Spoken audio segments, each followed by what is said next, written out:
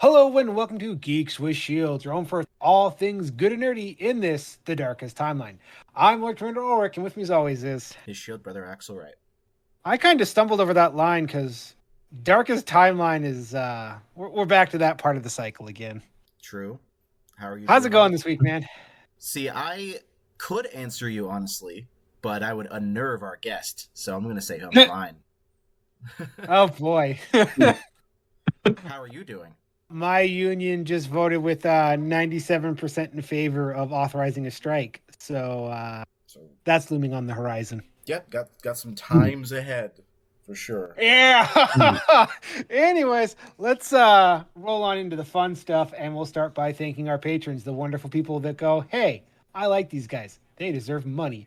They are Pam Galley, Marquis, Chris Chipman, Krug, Arthur Crane, Kevin Vay, Brendan Agnew, John Finnels, Kit Kenny, Seth Decker, Donna Lucy, Carson Mouse, Scott Rim, Derek Ducati, and Peter Cook. Now, if you'd like to join the illustrious legion, head on over to patreon.com/Geeks with Shields. And if you're feeling extra charitable, go ahead and join at that $5 tier because you'll get extra episodes. We'll get money back from Patreon. Everybody wins. So, into the meat. Yep. And as I said in my evasive answer to Ulrich's introductory question, we have a guest this week. Feel free to introduce yourself. Hello, I'm Jackson Jewell. I am the CEO and lead designer of Golden Dragon Games. We're a small, independent tabletop wargaming studio from northern Tennessee, and we make a tabletop wargame called Marcher Empires at War, which is diesel punk World War themed game, a little bit of sci-fi elements, and a whole lot of historical influence. And I'm glad to be on the show. Oh, yep. And for those listening, if Jackson's explanation of what he does doesn't tell you what this episode is, we'll remind you that we started this. So this would be episode 2 of our, what are we calling it? War Game Spotlight? Is that what we're calling it, Ulrich? The title we're working with for now until we think of something better. Yeah.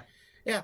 So that's what we're here for. We're here to talk about said game. What was it called again? Marcher Empires at War. Marcher Empires at War. Thank you. Okay. Yep. And for anyone, well, actually mostly for you, Jackson, because I don't know how well you know us, but we're both, of course, tabletop war gamers. Ulrich's a little more experienced than I am because he's actually branched off into a few. I'm mostly a Warhammer guy. He's also a Warhammer guy, but he's also a Game of Thrones and Star Wars tabletop, and he's getting into historical wargaming, so Ulrich's more experienced than I am. But it is a space that we both enjoy, hence why we want to talk to you about it. Fantastic. Yeah, this one's been on the list once we started this one because I started this year by taking a break from Games Workshop, and I made up a list of these are all these war games I've been seeing and I want to stick my fingers into. And Marcher was top of that list. I'm like, this has diesel punk. I like diesel punk. And then I dug in more. I'm like, oh, I really like this game. It's like, gonna just go ahead and add this to the list of people we want to talk to. So real quick, what is the elevator pitch for Marcher outside of it's a diesel punk war game? And actually, before you do the elevator pitch, real quick, because we've had multiple conversations in the past about the concept of punk stuff. So at least in reference to this conversation, Jackson, why don't you give us your interpretation, and especially how it applies to your product, of the term diesel punk? So the different punk terms started with cyberpunk in the 1980s, and primarily as a genre discussed the intersection of politics and technology. In particular, with cyberpunk, it explored this idea, which was rather radical, I believe, at the time, that technology was not just going to eternally make our lives better. Yeah. And which, this was especially interesting because science fiction before that was really concerned with how technology was going to improve our lives and bring about, these kind of utopian ideas. Cyberpunk, however, diverged very heavily from that and was like, no, we are hurtling towards dystopia, and I want to explore how that could come about. And it also took a lot of inspiration, obviously, from the punk subcultures and the rebellion against authority that is inherent in punk movements and things like that. And so that's where these started. Now, oftentimes, those are some kind of complicated ideas, but oftentimes these are broken down into just this is an aesthetic. And that's what most people, I think, use them as, which is especially, I think, inherent with steampunk, which, in my opinion, most steampunk media lacks that kind of dystopian element. Mm-hmm. Dieselpunk is a newer one. It's one that doesn't get as much attention. It has an aesthetic that is focused around the world wars, but more than that, if you look into the philosophical grounding, it is the exploration of mechanized warfare and how that dehumanizes people. It's an exploration of rebellion against authoritarian regimes, which is sad. I feel sadly more relevant the farther we go. Yeah. And so oftentimes dieselpunk media has to do very particularly with fascism. Wolfenstein is a really fantastic example and is the one that people cite most often. Ours is a little bit different, but we do still deal with all of those themes. We didn't really feel comfortable putting, direct fascists into the game as analogs to their not analogs, as a direct version of their real version. And I'm sure it creates a problem. Oh, go ahead, Ulrich. It creates the problem that someone has to play them, and then there's always exactly. There's the 40K problem of they're not playing them ironically. Oh fuck. Yes. Well, yeah. I will also say that anyone listening to this almost certainly knows what Wolfenstein is, but I also personally have always thought of Mad Max as being one of the most widely accessible dieselpunk related things. I wouldn't call it as dieselpunk as Wolfenstein, but just wanted to add that in there. Yeah, certainly with the idea of sort of mechanical dehumanization. Yeah, I think Mad Max certainly fits in it's just to that. It's cars instead of tanks, but same tanks. Yes. Yeah. Anyway, go on. But with Marcher, what we were trying to do, other than obviously making cool models, which is really where things started, was that we set out to create a war game, but we set out explicitly with the idea to create an anti-war war game.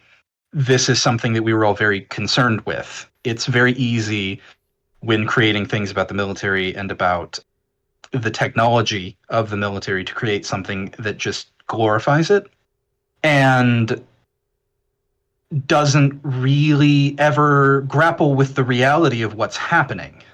For the record. Which is not to say that I am, anti-military or anything like that. Yeah. The city where we are based is Clarksville, Tennessee, which is the home of Fort Campbell. So I have interacted with people in the military, the United States military, my entire life. My aunt and uncle were in the Air Force. My brother was in the Army. My grandparents were in the Navy together.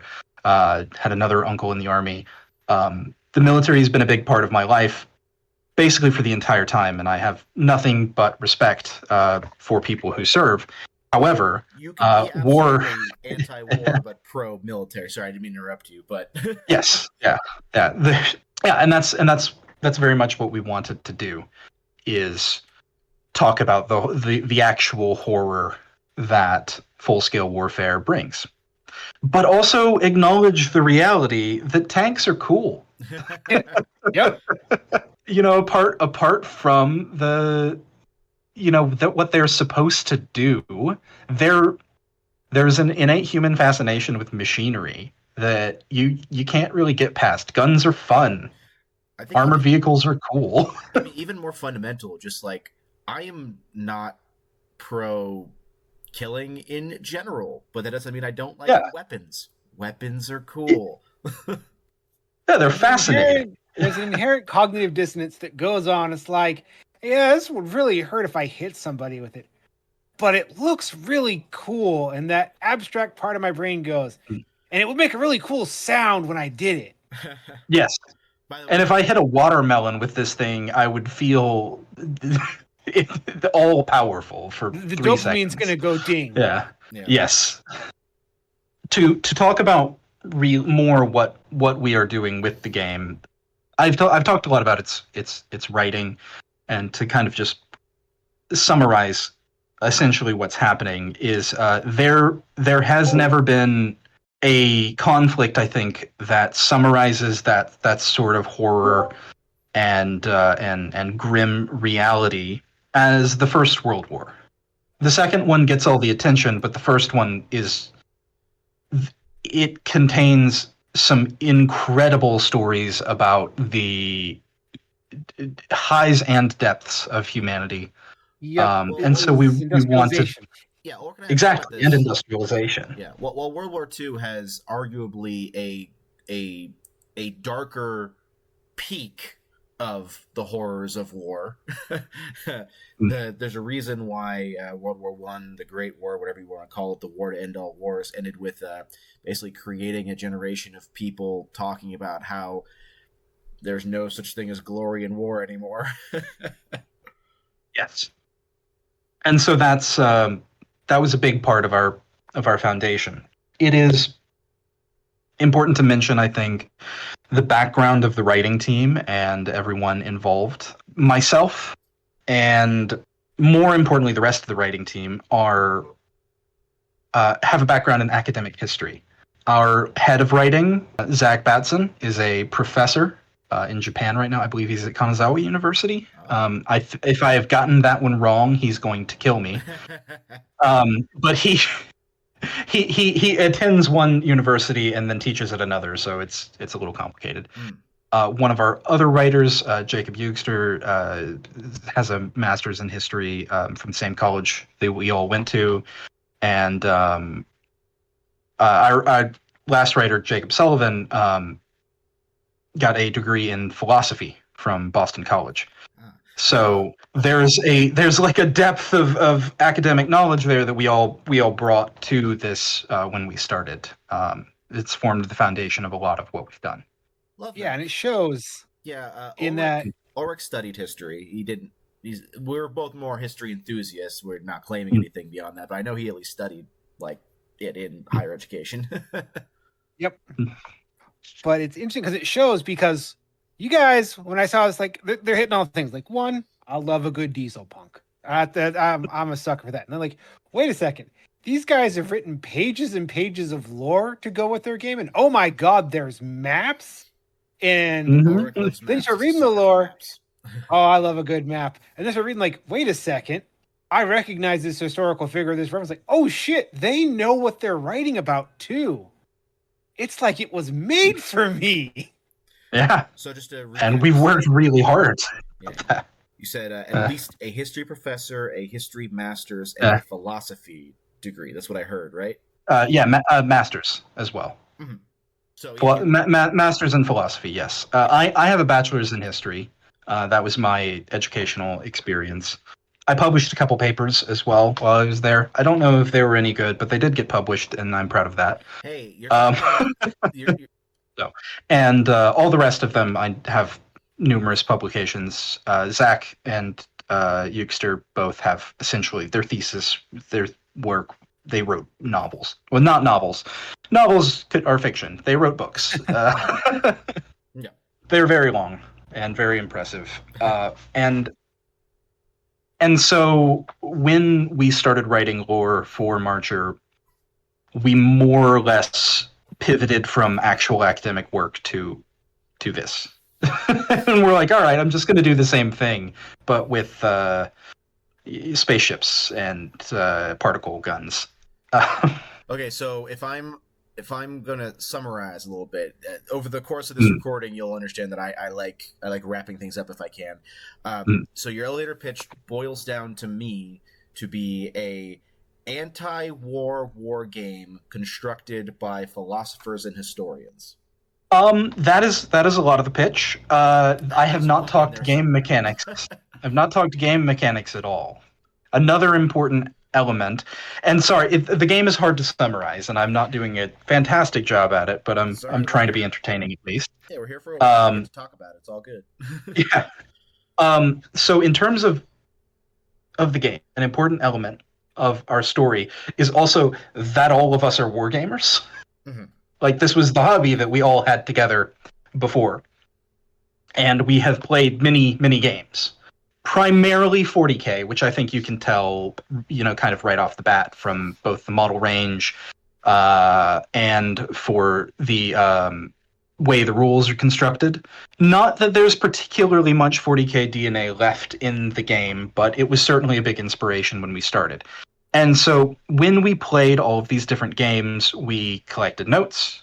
What did you like? What did you not like? What systems really spoke to you?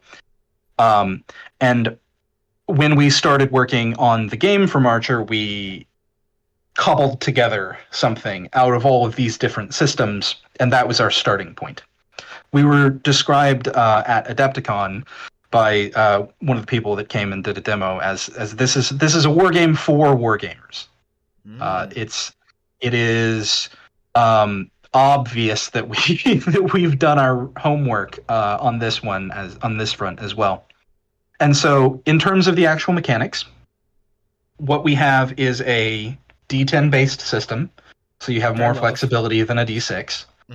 Which has proven fantastic. I've become a big fan of the D10 system. Like, wait a second, why do we do D6? D10 allows so much more granularity. Exactly. I understand the reason is because not everyone has a bunch of D10s lying around. It has to do with what your priorities are. I get. Yeah. Anyway. Yeah, and the D6 was a fantastic die. Back when wargaming was starting as the current version of the hobby, the D6 was a fantastic die. Everybody had them, but that was 40 years ago. The industry has developed, the community has developed. You can get, 87 different kinds of dice walking into any game store. My town has 6 different game stores. It's easy to get polyhedral dice. We don't need to only go with the most common one. It was brilliant when the guys did it for Warhammer. But yeah, exactly. But we've advanced. Society has progressed. Yes. But yeah, D10 based system, alternating activations. Yes.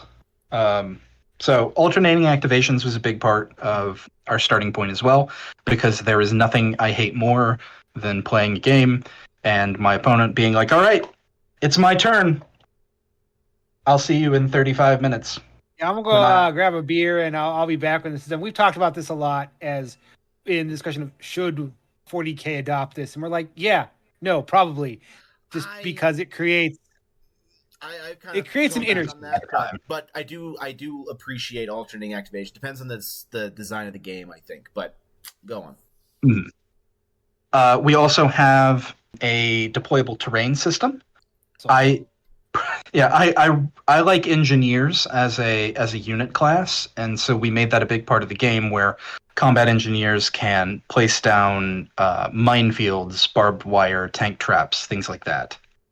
And that has grown into a pretty significant part of the game. The terrain can all be destroyed, tanks can roll over stuff, artillery can bring buildings down. So the battlefield really evolves as you're playing as well. So that was a quick overview of the rules and the kind of the aspects that I think are important of that. Okay. But there's a lot more to go into. Yeah. Well, all right. So we've got a list of questions, the first of which was the elevator pitch, and we kind of started spilling out into the questions, which is perfectly fine. We are not rigid here, but I am going to ask this question, even though you kind of already started to ask it, but I want to have it there, which is what made you guys were all war gamers? You said that already, but what made you decide? What made you want to create this, to actually follow through with making this? COVID. Let's see. Outside of the idea we all have as war gamers, like, I bet you I could create a pretty cool war game, and then we try and we're like, yeah, it's a lot of work. And COVID, yeah, no, I've got a COVID project I'll never finish, but I did exactly for that reason. I like the so. Oh, all right. Yeah. To get farther into what I mean by that, when the pandemic started, I lost my job. And I decided to remedy this problem, as most people do, by learning how to 3D model and selling files online. Very common career, as I understand. And so I taught myself how to sculpt over the course of about a year doing, my wife and I were like selling our stuff on eBay in order to make rent and things like that. Mm-hmm. And in the meantime, as I tried and failed to get a job, I was learning how to sculpt.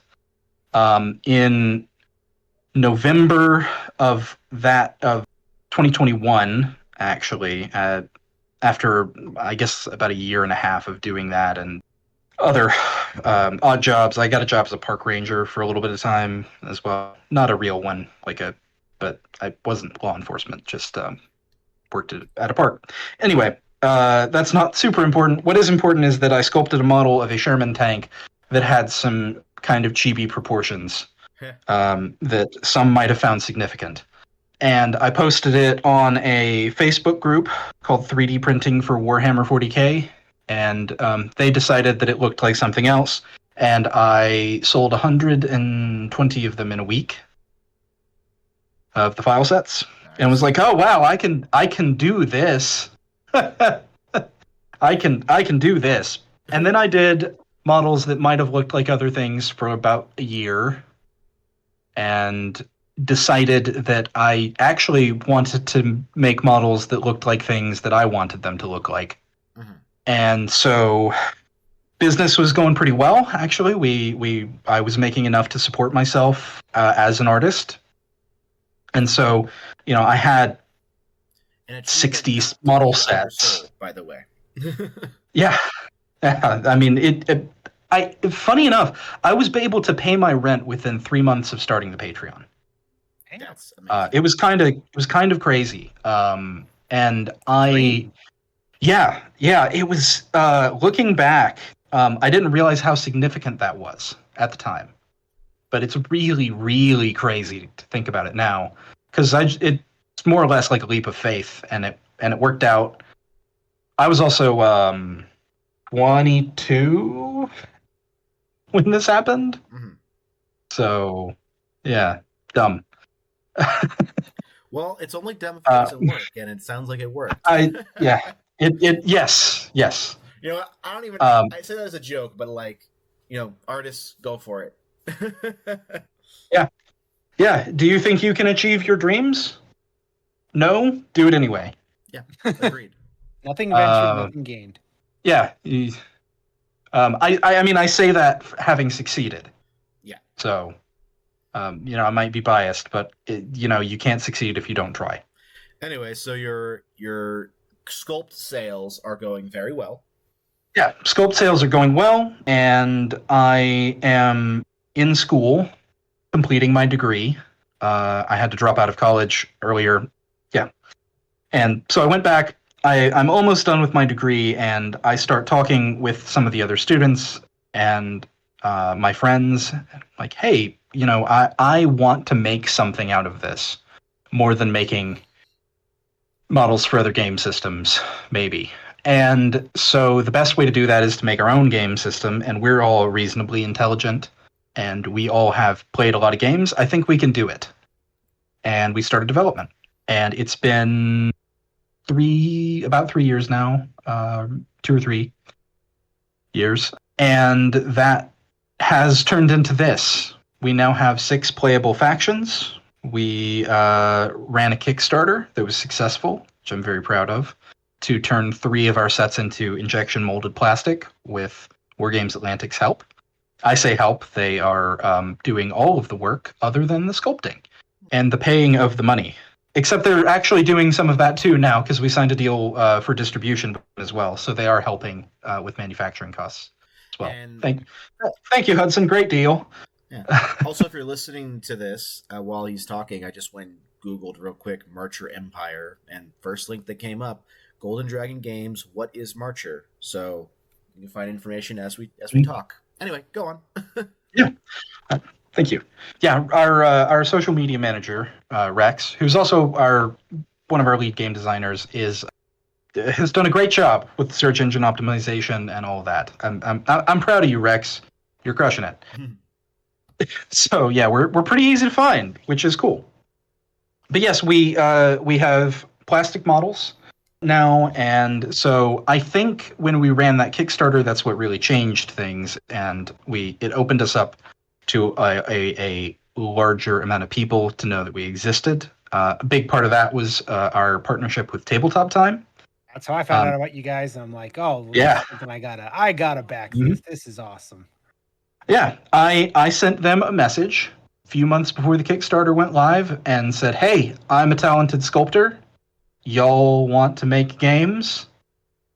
I need videos for my Kickstarter. Maybe we can help each other out. And Dave sent me an email back and was like, yeah, maybe we can work something out. Now we have met in real life. I met him at Adepticon, and we talk most weeks relatively often. And the Kindred of the Abyss came out as a backer kit a couple months ago and crushed it. Nice. So I'm very proud of my work with them and very proud of those models. I'm really excited to see what they do with their game, and I'm very happy to have been a part of that. So I think it worked out pretty well for everyone. Videos did well by us, and our sculpts seem to have done well by them. Which, yeah, that's something I don't want to know. The quality of the models is really good. That site I mentioned earlier has a gallery for painted minis. For anyone listening, I got a U.S. Army collection. I've been posting pictures in the Discord. Of course, I got a bunch of stuff still to paint, but the quality is really good. And to me, and I will repeat what others have said, it strikes that perfect balance between it's not Games Workshop covered in tchotchke is going to take forever to paint, but it's not so simple as it's not fun. It's right in that middle zone of this has room to go as complicated or as simple as you want. Here's an important thing. I apologize if I cut you off, Ulrich, but I think this is important to what you're saying.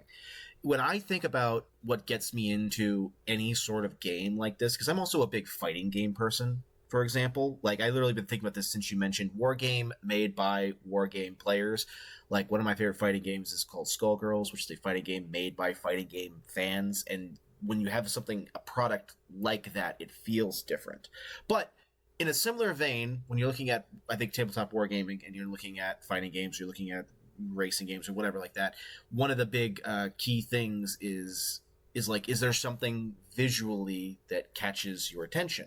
Now, I don't want to steal the thunder from Jackson for explaining his factions, but I will say that I'm scrolling down this picture of painted minis. I got into a section titled The New French Republic, and there's a picture of what look like dudes riding wheels with guns. Mm-hmm. Like, they're just inside. I was wondering wheels. what you were going to find. And, well, I'm a Skaven player from Warhammer, so it looks like a tiny Doom wheel, and I kind of love that. Yeah, that's the other thing we got to give props to this model line of every faction feels unique and different, but they all clearly, this is all the same universe.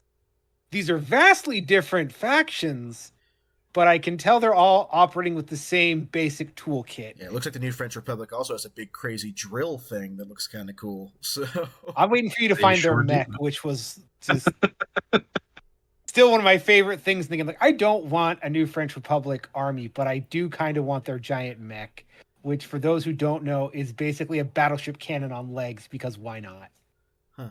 Yeah, it sure is. Anyway, but I think that's a good moment to real quick because again, I think this is a big selling point for anything. Why don't you tell us and any listeners about your 6 factions? Yeah, I'd be more than happy to. So the first faction that we have, that we started out with, I'll go in order of release, is the United States of America. I have always been a big fan of the Second World War and the history behind it, the aesthetic of the times, obviously, I find incredibly compelling. And I also, as a middle schooler, watched Band of Brothers on repeat in a very small CRT TV every day for 2 years. So yeah, it got its claws in deep. So the U.S. came from that, and they're how I really got started with modeling for wargaming, especially at scale the way I have. Diving suit mech thing that looks pretty cool. It's what it looks like to me. The way that the port in the front looks like. So that is the Sheridan. It is their heavy walker. Awesome. And there was that one. That one was very fun. I could feel my skill improving on that one, which was really cool. Made me realize that I could do really, really big things and pull it off, even without kind of the safety blanket of direct historical inspiration, the same way some of the tanks have. Yeah, and there's what looks like a big flamethrower tank with just a fuel cylinder in the back and that flamethrower nozzle that looks that's pretty cool looking. I like that. In the classic RTS fashion, I created a very large weak spot in the back of it, so it blows up when you shoot it, or it would if this were a video game. I imagine that most people have painted those fuel tanks bright red, as they should. But the United States as a faction are the largest in terms of model count because they were the first, and they're intended to be kind of our introductory faction. They have lots and lots of models, but all of them do pretty much exactly what you'd think. And there's no, in my opinion, really complicated mechanics to kind of wrap your head around when actually playing them. They're all right at everything. They're not great at any one thing other than activations. The primary mechanic they have is that they out action economy everybody else. Playing Space Marines in every game, every war game somehow. Yeah, find that nice middle of the road. So Jackson, since you said you played 40K, you'll know what this means. But you're talking to an Ultramarine player over there and a Sisters of Battle player right here. I see. Well, both of you are wrong because Dorn is the best Primarch. Hey, I don't want to paint yellow. If I were to play Space Marines, I'd play Black Templars, but I don't want to get judged on that. So. My first army was Crimson Fists, so I have. Oh, my brother, I love Crimson Fist. That was. Yeah. It was orcs, but so orcs and Sisters of Battle are my thing. Hell yeah, orcs are really fun. I was always happy to play against orc players. It's been years since I played 40K, but orc players were my favorite opponents. Yeah. Anyway, though, looking at back to your game, more importantly, it looks like you also have United States unit here that straight up looks like kind of like Terminators comparatively. They got these big shields that look like they came off of like a tank, and they're wearing arm. They got what looks like clubs that are Badgers. Huh? So Badgers. What he said. Those are X-19 Badger hard suits. They are the power armor for the United States. Every faction in the game has a suit of power armor, and they all. Yeah, yep. Quite a bit.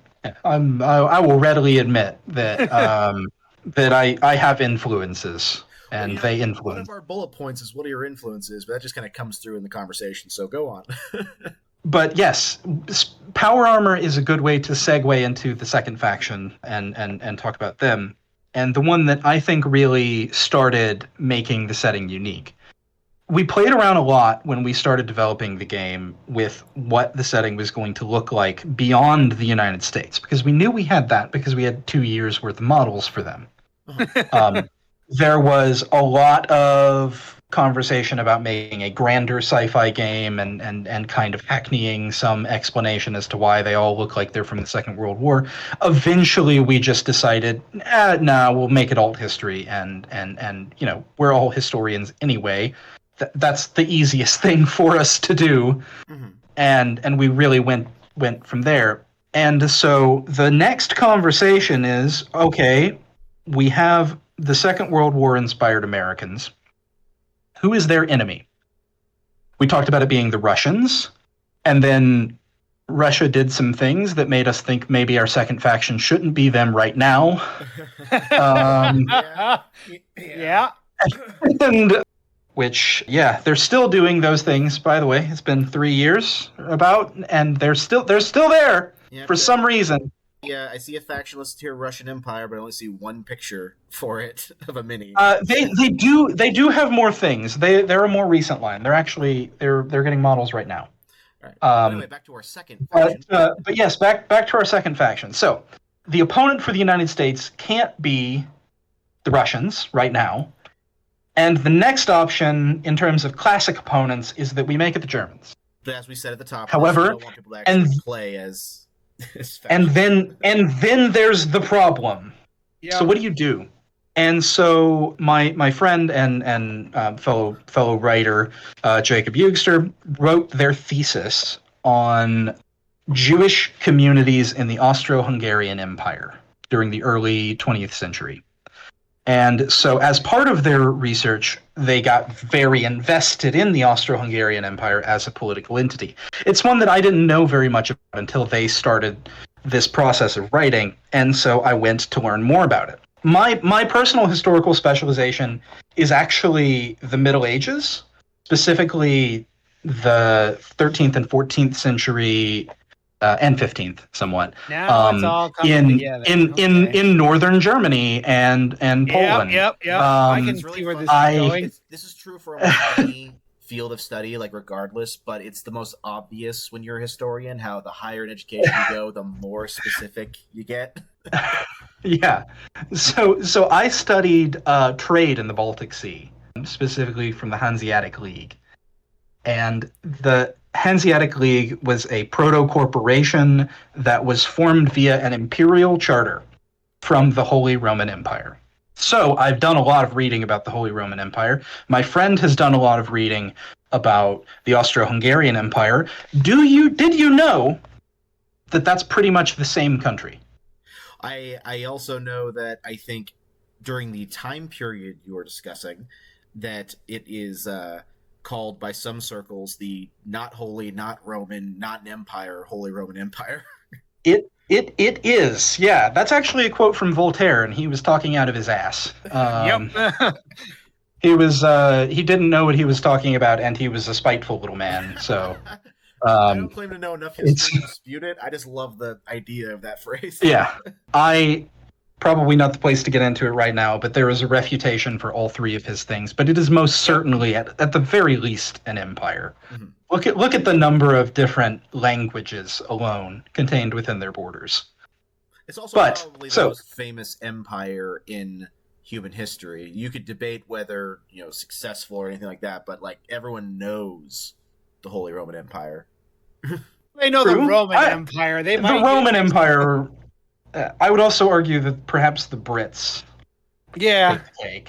Well, the Brits are probably had the most effect on the world, but that's a sudden episode. The thing is, you got to remember, you run in a lot of history buff historian circles, and we all know about the Holy Roman Empire because it's this fascinating little bit of history. Like, what are they up to now? Look at all of them. I mean, fighting again. Cool. I mean, the fact that I actually know more than just Constantinople Justinian. The fact that I know more about Justinian than just his name tells you that, I'm probably not the average person. Hey. So. Yeah. But to continue, so the Holy Roman Empire falls after Napoleon dissolves it, which is a lot later than I think most people realize, but they were around for a minute. Yep. And it doesn't really go away.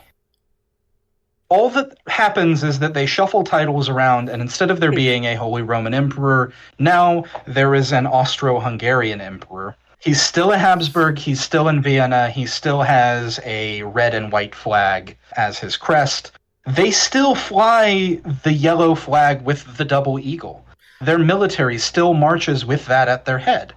And this continues until the end of the First World War. Which is what makes it such a fascinating conflict, is because it is the death of the old world, in effect. Also, as a fun side note to any of our non-historian listeners, he mentioned the Habsburgs. I'd just like to point out that they're probably the most famous example of why your gene pool should stay wide. The also interesting note with that's the Spanish Habsburgs. They're a different branch of the family. Oh, the ones that I learned something. Yeah. The ones that I'm talking about are the Austrian ones, and they did not do inbreeding because, again, famous note of Austrian history, Austrians didn't like to fight wars. They liked to have marriages instead. So they married all of their children off very, very widely across Europe for And you get to generation. World War. Yeah. That's how you get to World War One, where every major power is tied to every other major power is through true. birth. This is indeed what was happening. So, But anyway, so Holy Roman Empire, which is Austro-Hungarian Empire. Holy Roman Empire, very essentially just the Austro-Hungarian Empire. And so what we did is we took that moment in the Napoleonic Wars where the HRE is dissolved, and we turned it on its head. And instead, we have them sign what we refer to in lore as the Black Pact of Schönbrunn, where they side with Napoleon against the rest of Europe and join him on a number of his conquests. And instead of having the HRE die right there, it gets a new breath of life and persists into the modern day. Which means that it goes through the entire 19th century. It goes through the rise of nationalism. It goes through, obviously, industrialization happened in our setting much earlier, but it goes through all of that. And it becomes this sort of quasi-European Union-esque state where it is... it encompasses half of Europe. It has 30 different languages inside it, but it still has these extremely archaic practices in terms of how its government functions and in terms of the people who are in charge. The landed nobility still present in 1938, the setting of the game. And as part of that, imagine for a moment that you are the ruler of most of Europe. And most of Europe hates each other. So 1848 comes around. The springtime of the peoples happens. All of these different small nations are clamoring inside your borders. Let us out. We're our own thing. You want to preserve your empire. In order to do that, the thing that you have to do is you have to unite all of these people with something that they have in common. And so what they decide to do is unite their people through a shared vision of their history. And so they lean into this idea of this kind of glorious medieval past where, and kind of embrace that that's what bound them all together, were those experiences over the past 1,000 years. And they're doing this in an attempt to forge a collective identity for people to say, I am imperial, I am not Slovenian, Croatian, Bosnian, or whatever other nation. Obviously, there are many very, very large nations inside the HRE that I didn't mention. But it is a strategy from the playbook we have seen in actual history, several times. Yes, several times. And it's a little bit insidious. There's this idea that no, don't pay attention to your local culture as much. Pay attention to the national culture. If I want to use a particularly not great example, the British try to use that as one of their many tactics against the peoples of India. Yes, be British instead of be Indian. So, and before that, they did it to the people of Ireland and Wales. Yep. We're Great Britain. Yeah, why are we going with that title? Oh, no particular reason. And you could argue it half worked on the Irish. So that's where we get the HRE from. And so they tick a few important boxes. They have a badass aesthetic because everybody loves knights in plate armor. I am looking at the pictures for the Holy Roman Empire right now. There's two things that jump out to me. One is we've got quite a few pictures of people in gas masks, and as a fan of the Kriegsmen in 40K, I like that. And two is there's this one picture of some of the most badass-looking power armor I've ever seen. It's covered in rivets. It's got what looks like wings on the sides of the helms of a knight-shaped helm, and it's got talons on the feet. Yep. I know exactly what you're talking about. I'm playing this fun game of what model is Axel looking at just based on description alone. And I know that one. That one's awesome. And those are the necked battle suits. They are the best power armor in the world. They're the most expensive. They're the most finely crafted. They're fast. They're nimble. They're incredibly durable, and they cost you an incredible amount of points in game. It is an eye-watering sum when you go to actually put them in your army. And I love them. I love them dearly. They're one of my favorite models in the entire range. I have a couple sitting on my desk right now. I'm a sucker for good rivet placement. Like, I like seeing rivets. It's a little thing, but I love it. Oh boy, if you like rivets, have I got some rivets for you? There's on one of the models for the United States line, I placed over 3,000 rivets by hand. Hot damn. That was brutal. That was not a fun couple of days, but it looks good, so it doesn't matter. Anyway, also there's a guy with a jetpack. That's another interesting picture I see in the Holy Roman Empire. Yeah, the Zeppelin Jaegers. They are airborne troops, but they deploy from airships, which are another unique part of the HRE line. This particular picture up on the site of this guy with the jetpack, he is posed in such a way that he looks like the most interesting man in the world if he was wearing a jetpack. Like, I have expected him to place like the binoculars in his one hand with a scotch, and we're there. I know. Fly high, my friends. When I have to pitch Holy Roman Empire to people, it's like, okay, so what if you took the whole medieval knight aesthetic, mixed in a little bit of, tanks of World War II, and then gave it a healthy dose of sci-fi? And they're like, oh, dude, that sounds awesome. Like, because it is. I mean, all right. So, is it practical to wage war in heavy plate armor? Fuck no. Does it look cool? So yeah, to press us a little, only a little bit, because I am enjoying this. But let's move on to the third faction. Yes. So we have the HRE, we have the United States, but in writing the history of the war, the United States is going to do its thing, and it's got to do its thing, which is to say, let everybody else get into the fight and then arrive leisurely 3 or 4 years late. Yeah. So who do they actually start fighting first? The French. Obviously. That's who they're not going to like. They are, at their heart, the HRE are Germans. They contain many nationalities, but they are Germans, and the French don't like them. You know what's great about bringing the French into this, with how many historians you have in your writing team? The French, right, there's a stereotype about the French in general American culture that only has existed basically since World War II. And if you know your history, before that, the French's reputation was, we'll fight everyone. Yes. And we have honored that. The French are terrifying in game.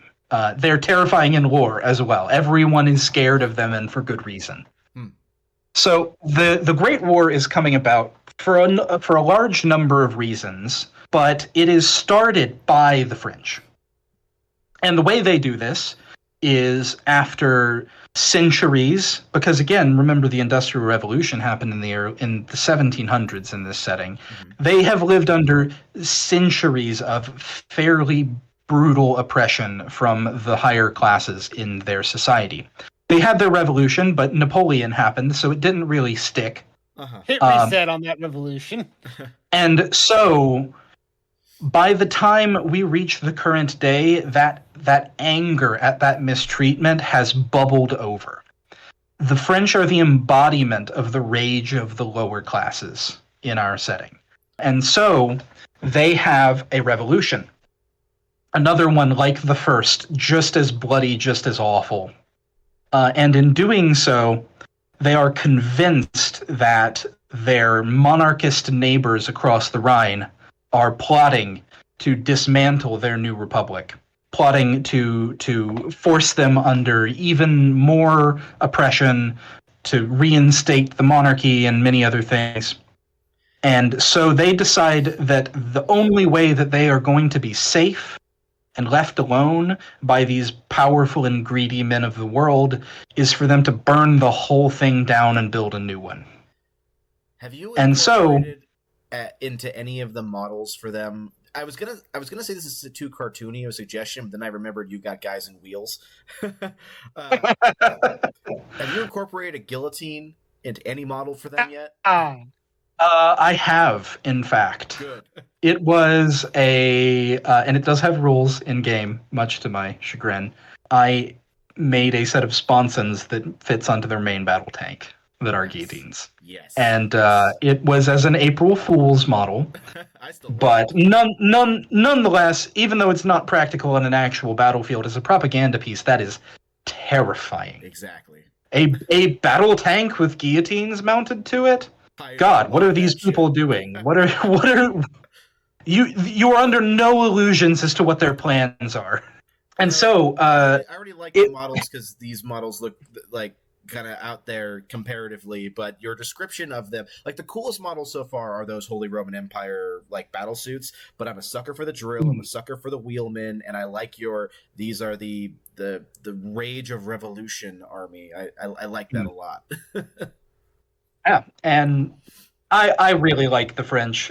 We've enjoyed writing for them immensely. I think they might have more articles that focus on them than anyone else in the setting. And it's because they're kind of the driver of a lot of the things that's going on. They incited revolution in their own country, and in doing so, they sparked several others in the French colonies. So there's a revolution in North Africa, there's a revolution in Vietnam. And so they really are lighting large portions of the world on fire with this.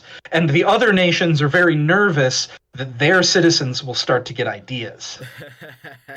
Which causes, at an earlier point in the timeline, it causes the Japanese to invade Vietnam preemptively to just shut it down. Which I'm guessing brings us to our fourth faction?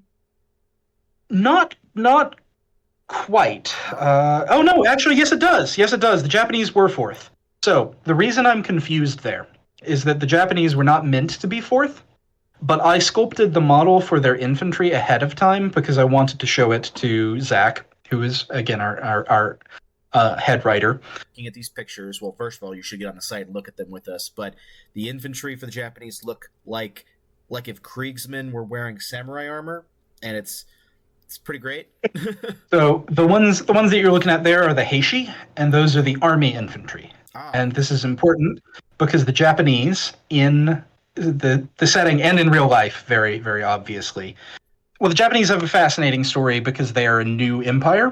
Mm-hmm. And so they represent a couple different things, or have a couple different things represented in them.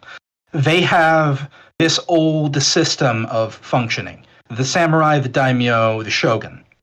And they have the new way of doing things. They have Western capitalists and military advisors and people coming into their country because they come out of isolation and find that they are surrounded by what they perceive to be wolves as countries. And they're like, well, damn, I want to be a wolf too, because if not, I'm going to get eaten. I mean, that's kind of which they're possibly correct about. Yeah, I mean, that'd be kind of a repetition of what happened when Matthew Perry showed up in Japan, so that makes sense. Yeah, exactly. And so they rapidly modernize as fast as they possibly can. They pull in people from all across the world. They learn how to use the new technology, and they incorporate it as fast as they possibly can. And when you do that to a nation, when you have a culture that goes from feudal agriculture as their primary interest to mechanized industrialization, in the span of a single person's life, cracks form. Mm-hmm.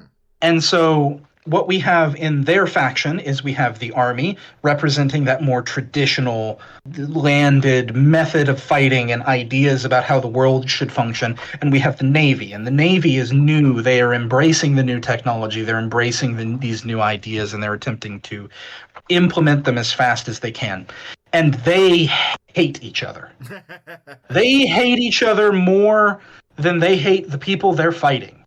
And that is represented, and this is very true to life. If you look at the Imperial Japanese Navy in the actual Second World War, they have their own tanks, their own infantry, their own air force, and they consistently, the army had to create its own network of supply ships because the Navy wouldn't deliver supplies to them.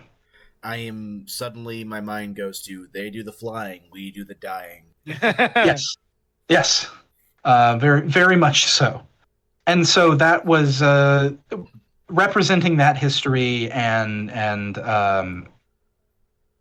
bringing light to it was a large part of our intent with them. We have done a lot with the history of Asia in particular. A lot of it hasn't come out yet because of a faction that we've planned, but has not received models, but will receive models next year. Well, I do see what looks like like the top of a tank, but with crab claws.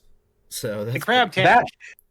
That is the Heike. It's probably the most defining model of the line, especially for the Navy. That is a Navy-only thing. The Army is not allowed to have that toy. That is how I view Japan. I'm like, well, Japan, what's it got? It's got a tank that's also a crab. Well, that sounds neat. Yeah. Crab tank. Yeah. And Zach talked to me about that model for about a year before I actually sculpted it. He was filled with glee when it actually appeared, and I'm really happy. I think it came out great. So very pleased with that one. Who doesn't love a crab tank? It's a tank and a crab. Come on, what's not to love? All right, so what's next then after Japan? Yeah, next from Japan. Japan's second least favorite nation in the world after the Empire of Joseon, which I'll talk about later if we have time, but probably won't, is the Russian Empire. So we are familiar with Russia. We've got obviously been a big focus of American foreign policy for about a century now. It's a dude with a spear on a horse, and the horse has a gas mask, which that's pretty cool. The horse does have a gas mask, yes. So actually, if you go from our website over to our My Mini Factory site, which you can access through the shop tab on our website, you can actually see the entire Russian line. They have quite a number of models now, including a Katyusha, which is a really fun model, in my opinion. I love rocket launchers, as well as heavy tanks, tank destroyers, their own suits of power armor. Also, their fun gimmick, weather machines. The Russians in-game manipulate weather to stir up blizzards wherever they may be. It is a sci-fi setting after all, and so they bring the famous Russian winter with them. I mean, and because they are Russian... Yeah, historically you don't go to war with Russia in winter, so that makes sense that they bring winter with them. Yeah, Russia was like, what if we brought our best asset with us? Will it work? Exactly. Yeah, some of the time. Yeah. And so in-game, you can use those machines to whip up a blizzard that slowly chokes the entire battlefield with status effects. It slows your troops down. It makes them count for less on objectives. It limits the range of their guns. And they personally don't suffer from all the effects of it. Hold on. Everything you said is really cool, but you did not convey that the model looks like a sleigh. It's a sleigh. One of them. The one I'm looking at right now is called the Snowbringer Starette, and it's two horses and gas masks pulling what looks like, I don't know, like evil Santa with a cross and a dome. It's pretty cool. So Starets is a kind of Russian priest. They're an itinerant priest. Again, old history. That man is a follower of Metropolitan Bishop Grigory Rasputin. It's a horrifying statement. I have not gotten to that part of the story. Russia's crazy. So, Russia is a nation of mad scientists. And to explain how they got there, you must first understand that the communists failed.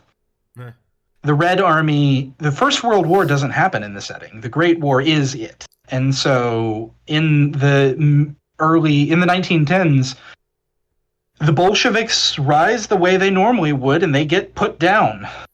The White Army wins. But the Bolsheviks sneak a bomb into the Winter Palace, and in one large explosion, the top of the Russian autocracy is removed. And now you are left with a nation of people who have only ever been under absolute rule with no absolute ruler. So what do? They murder each other in horrible ways. And the nation tears itself apart into hundreds of little micro-states to the point where the Russian Empire is more of an idea than it is a reality. And in the ashes of this dead empire, there are people who have money, and they can do things with that money. And we're in the age of industrialization, so they form corporations. And all of a sudden, these corporations have more money than the boyars, and they can provide people with more stability than the boyars. And so they come to these impoverished noblemen and they say, hey, I want to buy all your land. You can still live on it, but I want to own it. And they do. And over about a decade, they buy up a third of the country. And now they're the rulers of the country. There's a regent who claims to represent the interests of the Tsar, but really what he's doing is fighting for his life against these mega corporations that are trying to eat his country from the inside out. And he can't just denounce them because they have the power to do terrible things. And on the other side of him is the church, and the church has their person that they think should be Tsar. So we got at least something similar to the Japan one. We've got another faction where we've got internal strife and war as well as external. Russia perhaps spends more time fighting itself than it does fighting its enemies at this point. And so there's a map on the World Anvil where you can see all of these different fractured states inside the Russian Empire and see how it has been consumed in this way, which from a wargaming perspective means that we can give them lots and lots of really fun color schemes because sub-factions are cool. The Russians are the most open in that. Makes sense. We got one faction left. Yes, one faction left. They're the newest and the one that people have been most excited about. This is the British Empire, or more formally, the Imperial Protectorate of Great Britain. It is named that because it is not the empire of our world. It is a shell of that. And there is something living inside that shell. And we call that something the Watchman state. So, Britain as a nation is famous for their dystopian literature. It's something that they have been producing all throughout the last century. And so we wanted to pay homage to all of that. And so Britain in Marcher is all of them combined. It is a 1984 style surveillance state. It is ruled by a dictator who is himself sort of being led by the nose by, perhaps, Zach might not like me putting it that way, and there's still some debate as to how much control it has, by a computer system called Grail. Grail stands for the General Reconnaissance Analytics and Intel Link, but what it actually is a sprawling system of computers hidden in the tunnels beneath Britain. I'm a sucker for a great acronym. You mentioned earlier playing D&D. One of my favorite D&D characters I ever made was a Warforged that I named the Warforged Engineered and Augmented for Planar Operation and Neutralization Mark V. The weapon. Anyway, go on. The weapon. Yeah, we spent a while trying to come up with that acronym. Most specifically because the British, for their naming scheme, they're doing dastardly deeds, and they are doing it with a coat of Arthurian paint. Yeah, I can see. So all of their things. Yeah, just 4 days ago was released. It looks like a model called the Merlin, which is a capsule, like a drop pod kind of thing. It is a drop pod, and you will note that coming out of it is a tank named Gareth. Nice. The first model that they released was named Percival, and it's their cruiser tank.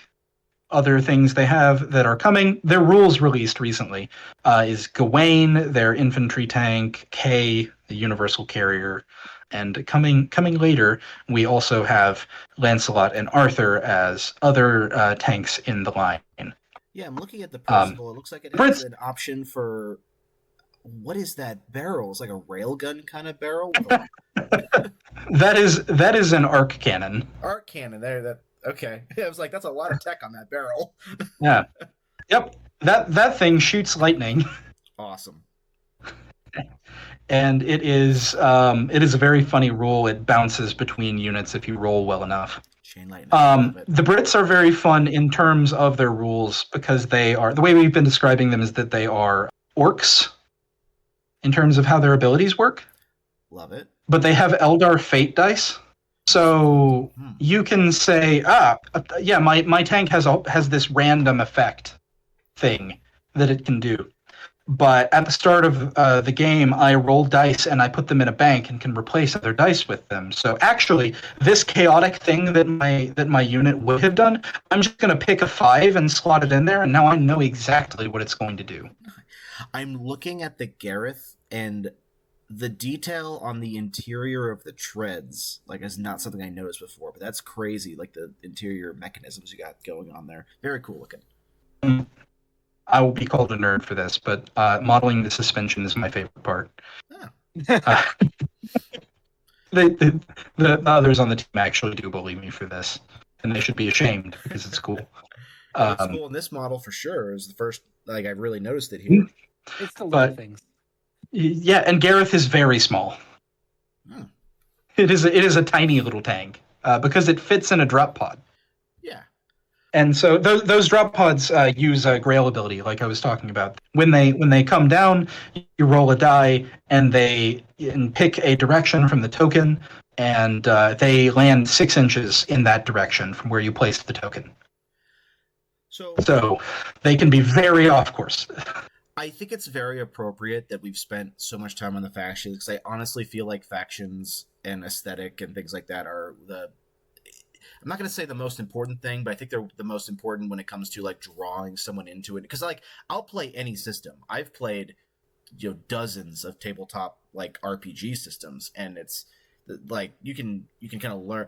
My point I'm trying to build up to is that, like, I think it's good to, like, explain all the factions, but I would like to take this moment now. You mentioned D10s. What about your system mechanically is unique? Well, hold on. Before we proceed there, I was thinking, if Jackson is willing, we should do this in 2 parts. Okay. Because there is so much stuff yet we haven't covered that I want to get into. You know what? He's right. I've talked quite a lot. Well, no, it's we love it. At this point, though, we're about an hour and 10 minutes into the recording, which normally we only do these for about an hour. We'll go a little longer, but I liked going over all the factions because, like, I love all the history you've built for them, but we still have all these bullet points we haven't even touched yet. And I don't want to undersell that part because I love the rules. I describe it as, if you like 40K and you're kind of missing some of the texture older editions, it's over here in Marcher. A lot of that stuff you guys added in, and I don't want to undersell that. Plus, so I have if you're an willing, entire game design conversation that I like to have with you that Ulrich will tune out for, but we don't have time for it right now. Yes. So if you're willing, I would love to have you come back for a part 2, and this will be the primer because I don't know. I feel like this is a great selling, but I feel like we've only done half the job. Well, I would love to come back.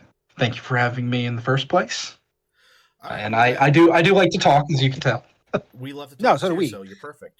But so then, if that's the case, then we'll put a little flag right here. Then we'll revisit from this point forward when next we get you on. So, is there any concluding thought for a primer that you want to give, though, before we move on? So, there have been a number of people have described this as a quasi-historical game. Mm-hmm. And obviously, I think there's a lot of merit to that. We've got very historical sounding factions, and the lore is very intense, and I will admit that. And I think that might give some people the idea that there's not much freedom in the setting and the game. And I would like to say that that people should remember that the hobby is always what they make of it. And there's no wrong way to do things. So if you want to paint your guys bright pink, you should do that. And you should have fun. And if someone says, no, actually, they should be khaki, they're wrong. And you should tell them to loosen up and have more fun. Love it. Yeah, we didn't even get to the part where you explained that this war is also taking place on other planets with different flora and fauna and color patterns. Well, yes. Well, there's our pitch or justification. For people to come back and hear about that next time. Mm-hmm. With that concluding thought, or quote unquote, we give you as a thank you for coming on and giving our primer. We give you this opportunity, the special soapbox to stand on, where you can plug anything you want to plug at this point. Well, there's a lot of things that come to mind. First of all, we are going to be at the Origins Game Fair next week in Columbus, Ohio. We have a booth at the vending hall, so if you'd like to come and stop by, say hi, perhaps run a demo of our game. We're going to be doing that. We're going to be selling models, and we're also going to be available to talk. So come and stop by and chat about that. And the second thing, if y'all don't mind, I'd like to do another one. Recently, we had a conversation with a charity in the UK called Bear's Army. They help kids who have kidney disease through their treatment, and they do that by providing brushes and models and paints to them so they can participate in the hobby while they're in the hospital. And we were really touched by their story and excited about the idea of working with them. So I just wanted to say, like, if you're looking for a good cause, they seem like a pretty good one, and might be worth checking them out. All right. We'll be sure to have links to all your stuff listed in the description, your My Mini Factory, Discord, all that good stuff, so people can go and find you and support you. And it is at this point we move on to our suggestions of the week. I will start us off, maybe date the episode a little. Predator, Killer of Killers. The Predator movie we've all been asking for ever. You know, what if a Predator fought a ninja? What if a Predator fought, a Viking? Yeah, it came out. It's on Hulu. I loved it. It was exactly what I wanted it to be. A Predator fought a ninja. I will be watching it as soon as I can.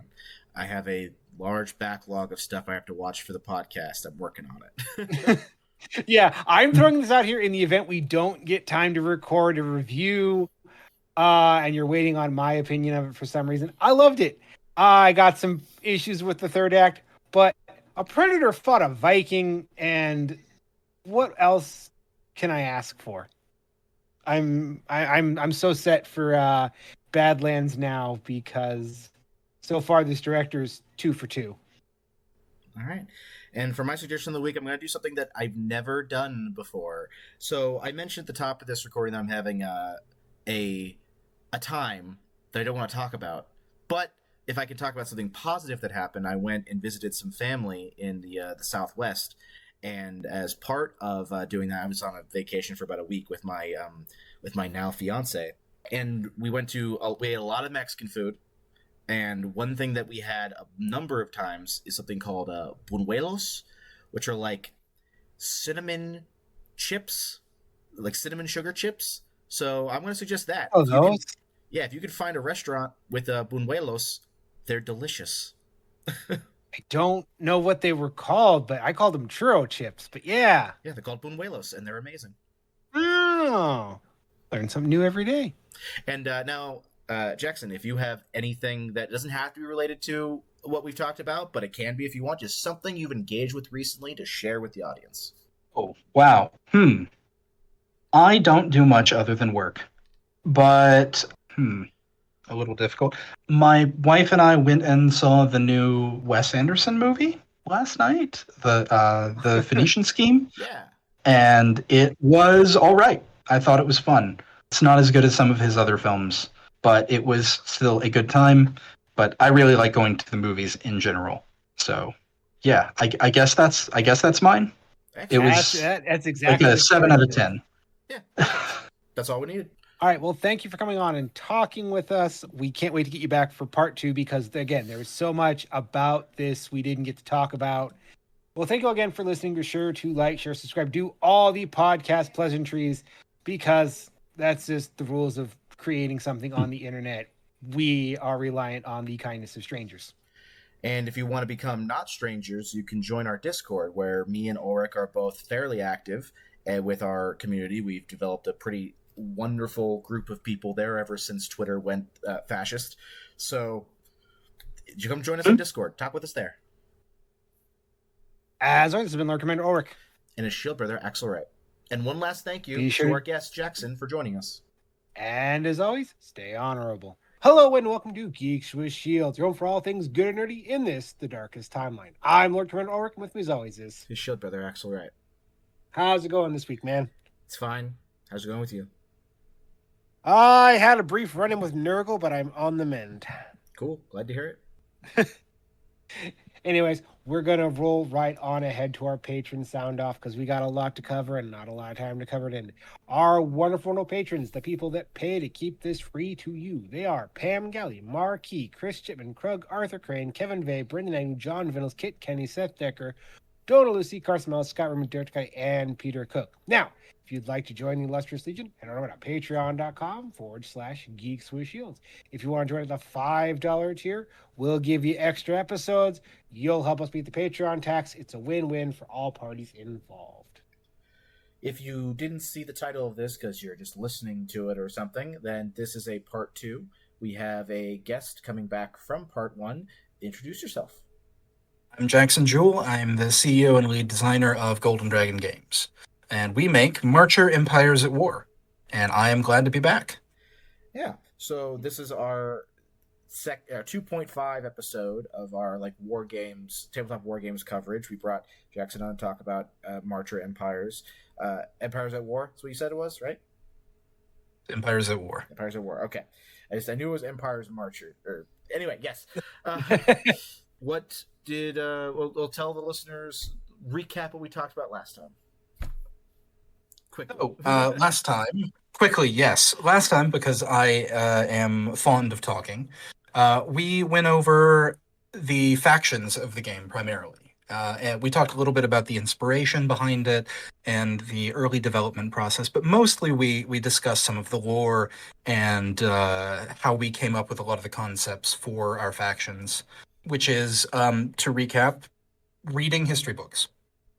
And then deciding that maybe they would be, if not more interesting, certainly more playful if they were shooting lasers at each other instead of bullets. Or in addition to bullets, rather. There are still a lot of bullets. Yeah. And if for some reason you're listening to this without listening to part 1, who hurt you, first of all?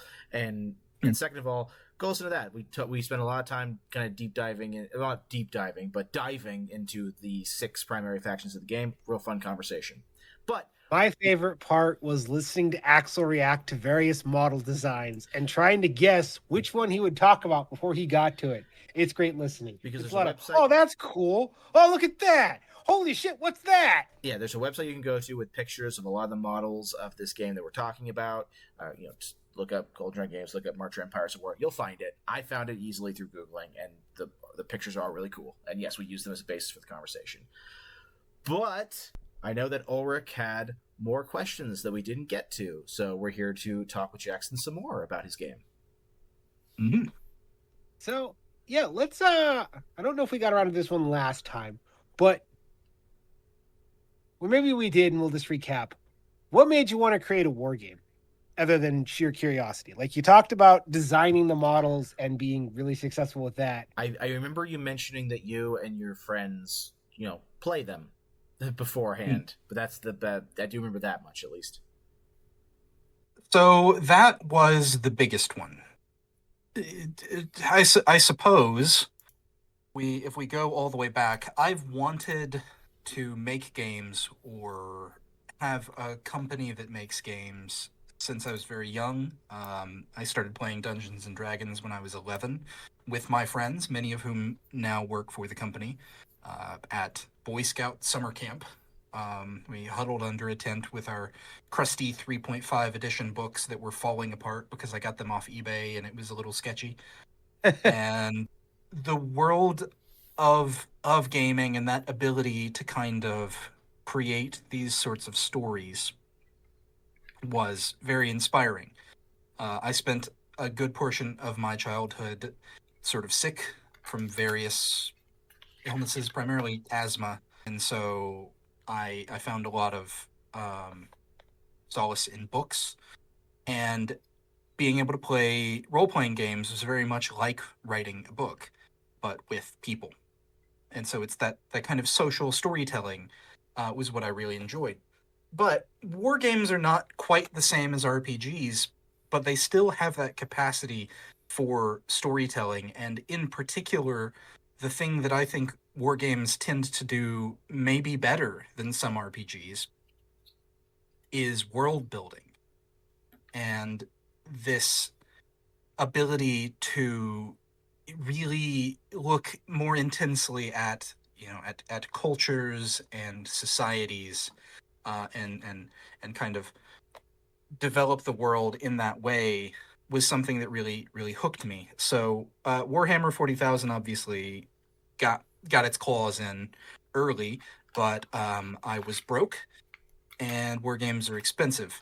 So I learned a lot about them, but wasn't ever able to play them.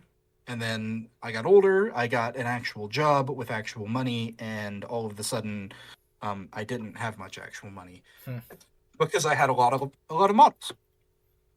And again, the models are sort of a way to physically interface with another world.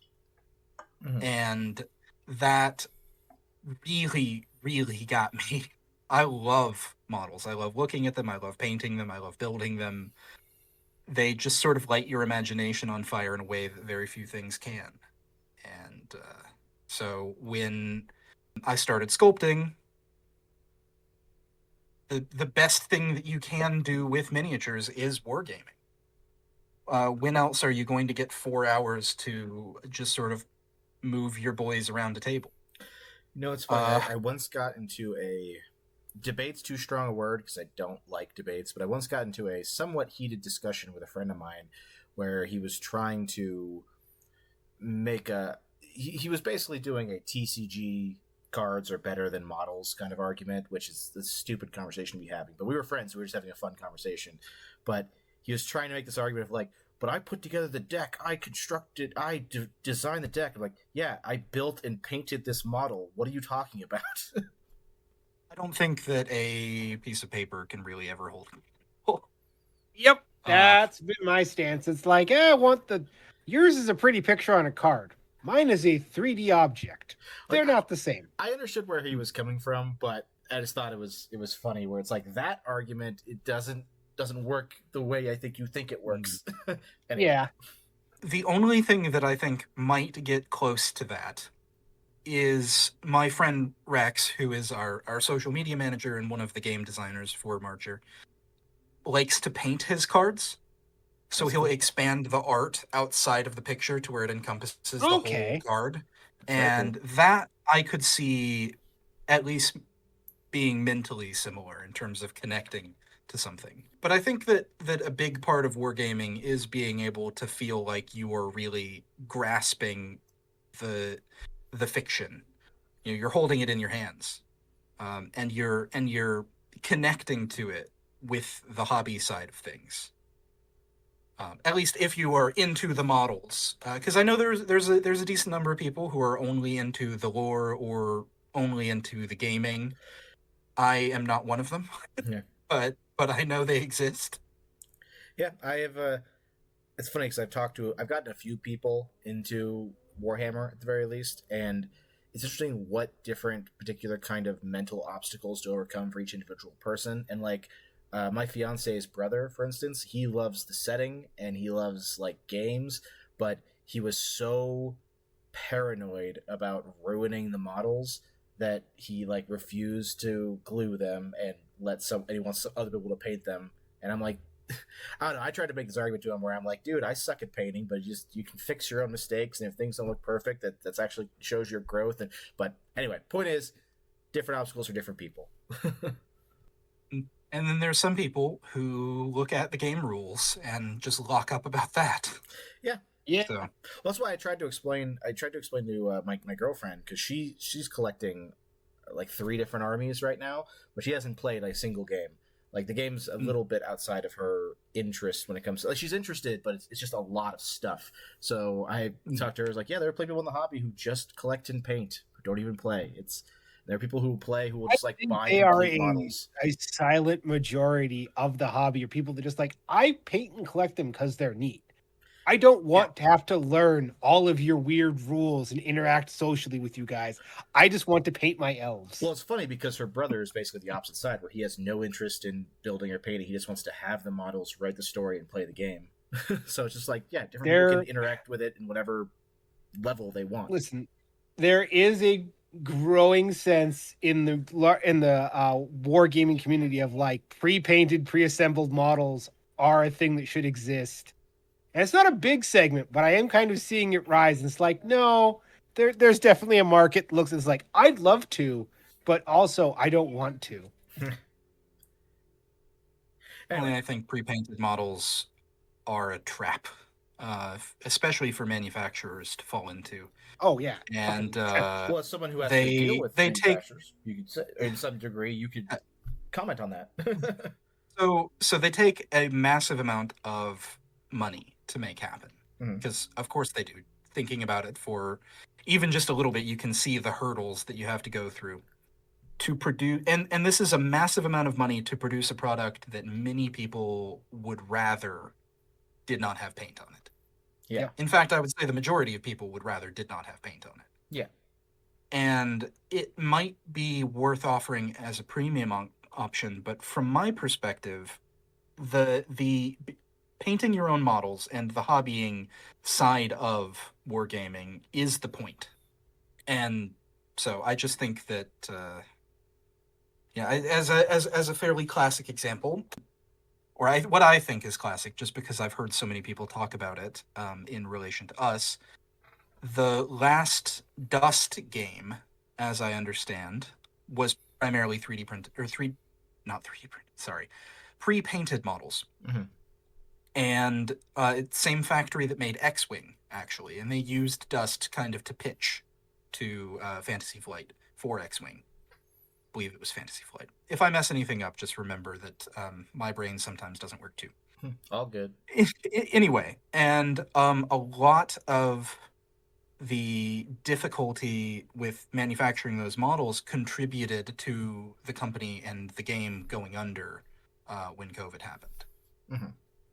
Yeah, I can speak to that because Armada was the next big one, and part of the thing that killed Armada for me, like, oh, this looks really cool. Wait, you want how much for a Death Star?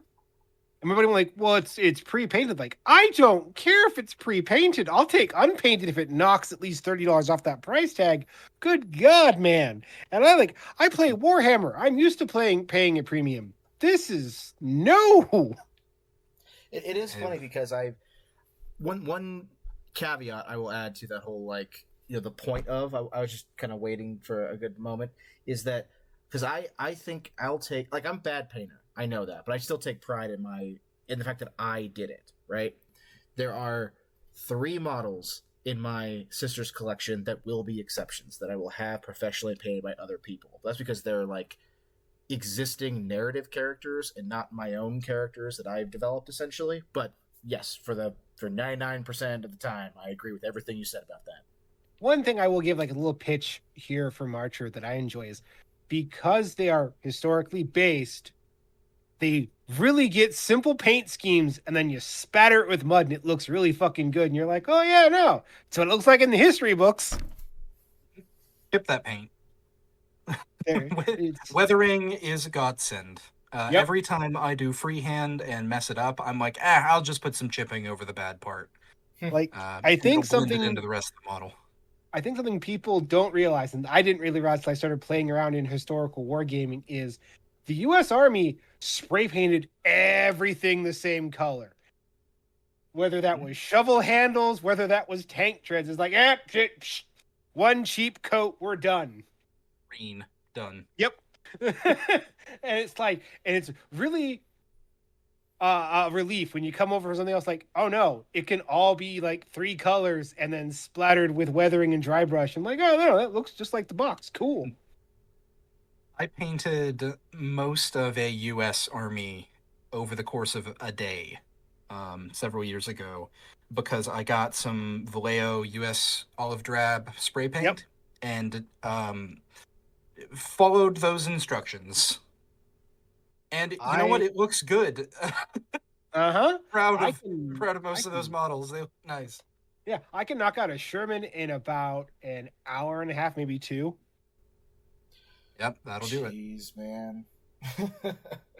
It's 3 colors and mud. You mud over any of the bits you aren't happy with, and it really kind of sells it. I know. Because again, it's military.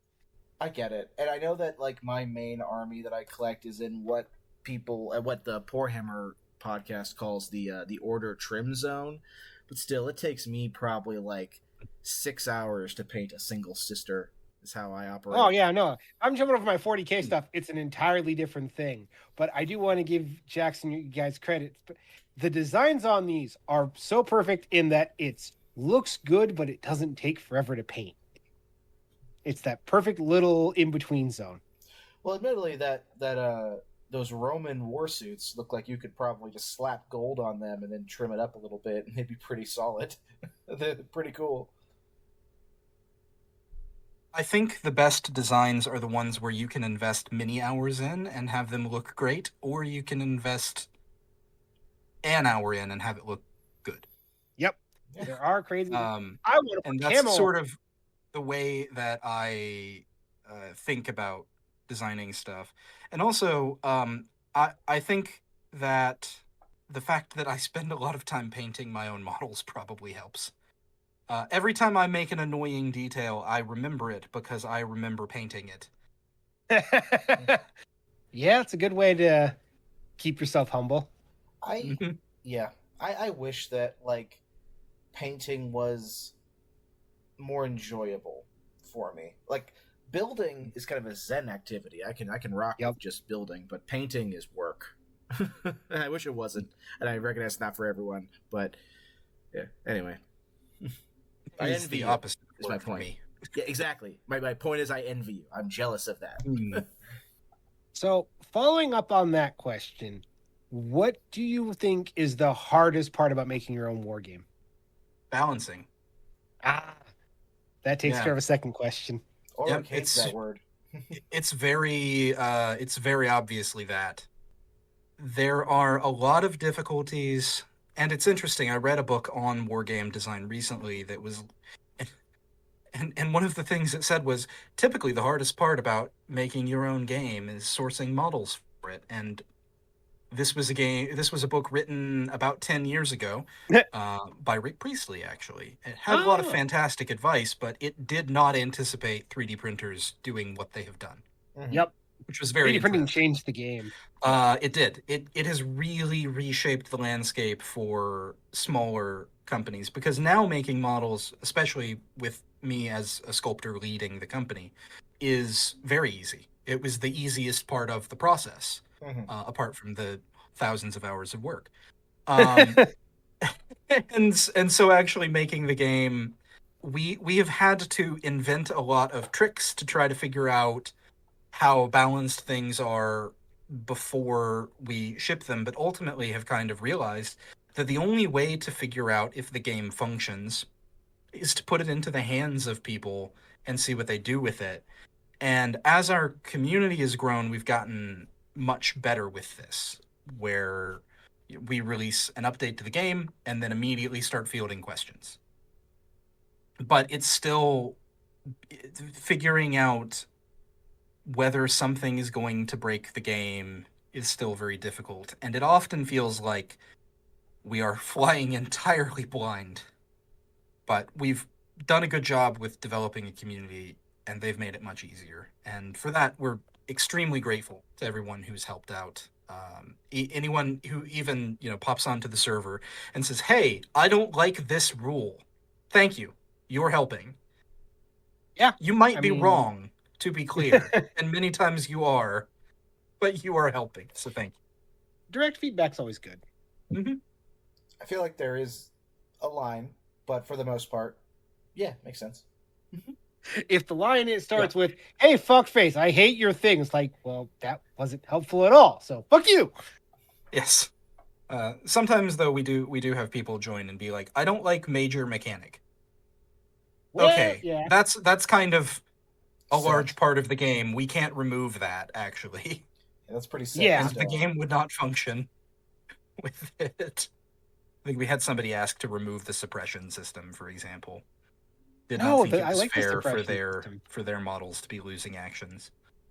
No, I like that. That's a fun little... Well, it's funny because finding someone who can differentiate, right, between what is good for what I'm doing versus what is good for the health of the game I'm playing is very rare. Like, again, I'm in addition to wargaming, I'm a fighting game player, and the number of people who will bitch and moan about something in a fighting game that, like, just because they can't deal with it, it's like, just because you can't handle this doesn't mean that it's I mean, not to put all the pressure on, I'm just saying, like, it's an example. It's the same kind of principle where it's like I can say, like, oh, you know, this thing is strong and that's good versus this thing is strong, and I just need to figure out how to, like, deal with it, or you know what I'm trying to say? It's determining of, do I dislike this because it is bad, or do I dislike it because it's not letting me do what I want to do?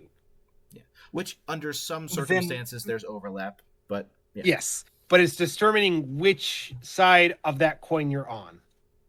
And then there is also the added element of, do I dislike this thing because it is my local meta? Yeah. And my group in particular, I'm having a really tough time with. Or do I dislike this thing because the person that plays it is very good at gaming and they are more skilled than I am? Mm-hmm. Which is something that also happens sometimes. And so our job as game developers has been to really develop a skill of discerning what feedback is good and valid and what feedback isn't. I actually have if you don't mind, just indulge me for a second. Mm-hmm. So my friend Wretched Giraffe, who's also been a guest on our show a handful of times, he's the guy I play a lot of Warhammer with him, and he's gone through. Let's see, he's on his 4th army, I think, because when I first started playing with him, he played Thousand Suns, then he played Custodes, then he played World Eaters, then Blood Angels. But the thing I'm talking about right here is a good example. When he played Thousand Suns, he was winning. He had the highest win rate in our group, and it was pissing everyone off because Thousand Suns at the time in 9th edition were so focused on a mechanic called Mortal Wounds, where it's like you, the person on the receiving end, have nothing to roll. This just happens, and there's nothing you can do about it. So it was pissing everyone off. He moved over to Custodes. He still kept the same win rate, but no one was getting as mad about it because they weren't losing because of a mechanic that they had no way to interact with. So that was a good example, is all I mean. Anyway, go on. And recently we ran into something similar. I say recently, this was actually a battle that was fought over the last 6 months. So we it's technically still in the game, although I have by fiat removed it. And by that I mean I made a decree on the Discord server that this was not to be played anymore. Mm-hmm. There was a subfaction for the United States, which was the Alaskan Expeditionary Force. Mm-hmm. And it was focused around the walkers that the United States has in-game. Mm-hmm. And specifically, it gave them bonuses to their durability for moving. Okay. And it gave them some bonuses to moving. And we spent 6 months trying to make this subfaction work. I was about to say this. I mean, I'm not a game designer. I'm no expert. But hearing that, it's like, well, normally durability and movement are opposite sides of a design spectrum. Yes, they are. And we spent a lot of time. We reworked them 6 separate times, I believe, in the end, tweaking different parts of the subfaction bonuses. And with constant feedback, this is busted. They're unkillable. I can't do it. Please do something about this. And we kept trying and trying and trying. And after the last one, we got some feedback that said, if this was the first game I played, I would not play this game again. Ooh, rough. You don't want to hear that. Against this faction. Yeah. So we removed the subfaction entirely. We scrapped its rule set and have pulled it all the way back to the drawing board. And when it returns, its next form will be entirely different. It will not bear resemblance to the previous rule set. Yeah, not to Yeah, not to tie everything back to Warhammer, it's just the one I have the most knowledge in. But that sounds like if you made a faction that had Death Guard's durability with Drukhari's mobility, and that does sound like a nightmare. It was somewhat similar to that, yeah. The problem was that it just ended up cranking all of our saves up so high that the percentage chance of you dealing damage to them became absurd, and they got it essentially for free. Oftentimes, with both our rules and our mechanics, we try and make it to where these interactions take work and planning. And the problem with this one was that you didn't have to do anything that you weren't otherwise going to do. You didn't have to go out of your way. They just did become more durable. And also they're walkers. These are light recon vehicles. They're extremely fast, and they take reactions with less of a penalty and a number of other things like that. So they end up being. It ended up being oppressive, which was sad, because they're also kind of one of the poster childs of the game. Yeah. But ultimately, what this created was a situation where they weren't interactive. It was just stat increase for nothing. And so that was paying attention to how interactive things are has been a big part of our game design journeys. We've learned more about how to do this and how to develop rules. So, yeah, it's the joys of the first game being available to the public in this way, is that they get to watch as we fall on our face.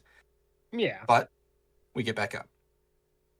No, that kind of ties in because I wanted to talk about, because for better or worse, the word balance has become this nebulous boogeyman in the wargaming space, with people very sharply divided on what it means, how much it matters, et cetera, et cetera. So what is your guys' kind of approach to balance, and how do you define it, more important?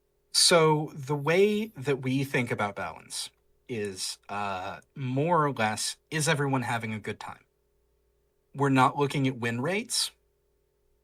We are not looking at percentages, because we're not the kind of game that can gather data like that. We don't have enough people. Yeah.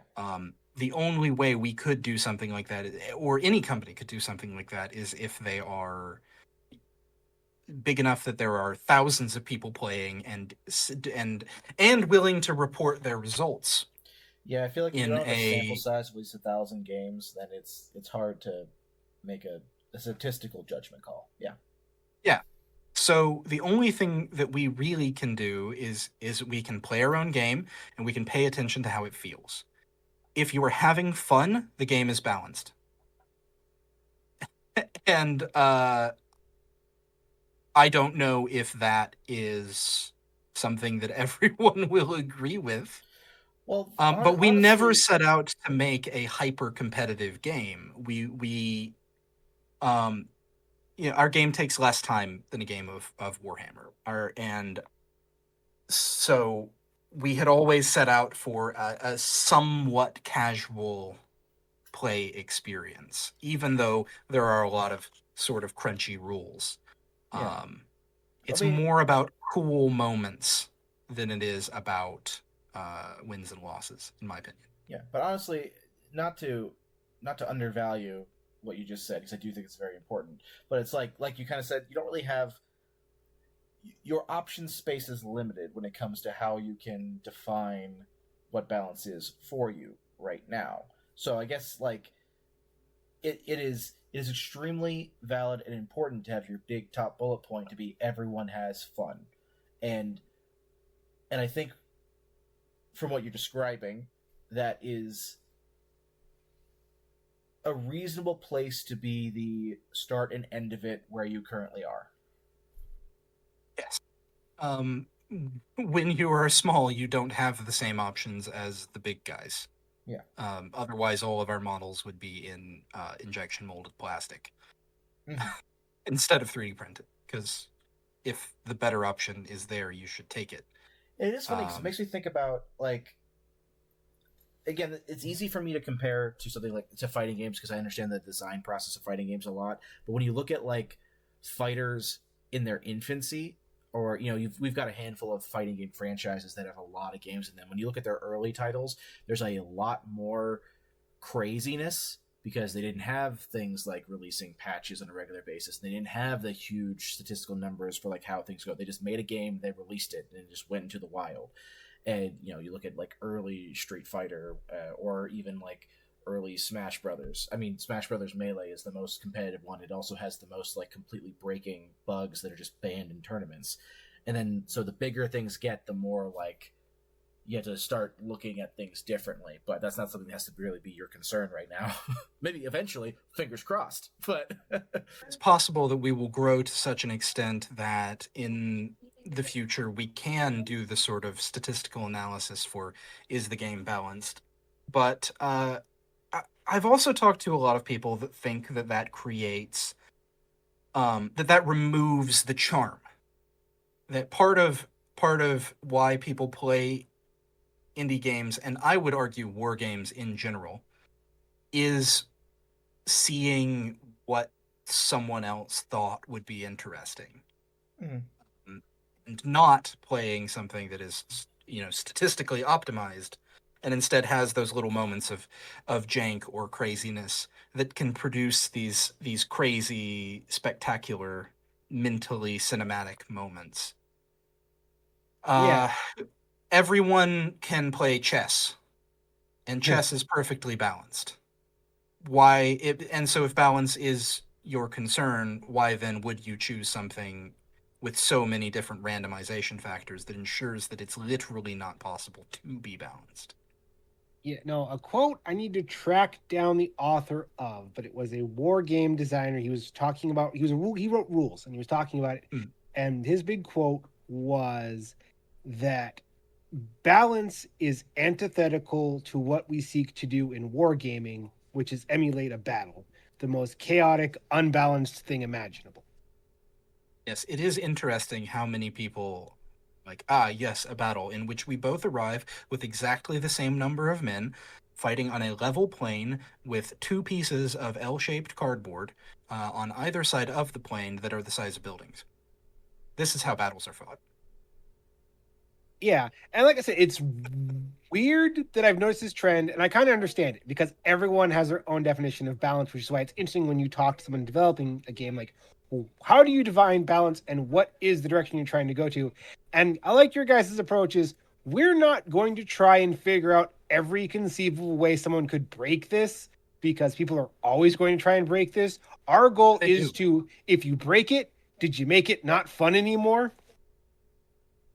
I had a moment earlier this week in which one of our moderators has a group down in Texas. If you're on the Discord server, his username is Fishrunner, and he hopped in a voice call with me and one of the artists on the team, Yessa. We were working on a model, and he hopped in the call and said, "Hey, I need a rules question or a ruling." Which is a very funny thing to just get an instant ruling in that way. I was like, oh yeah, what's up? And he described a situation. The particular question was, can the Japanese Heike crab move wrecked vehicles as if they are alive vehicles instead of terrain?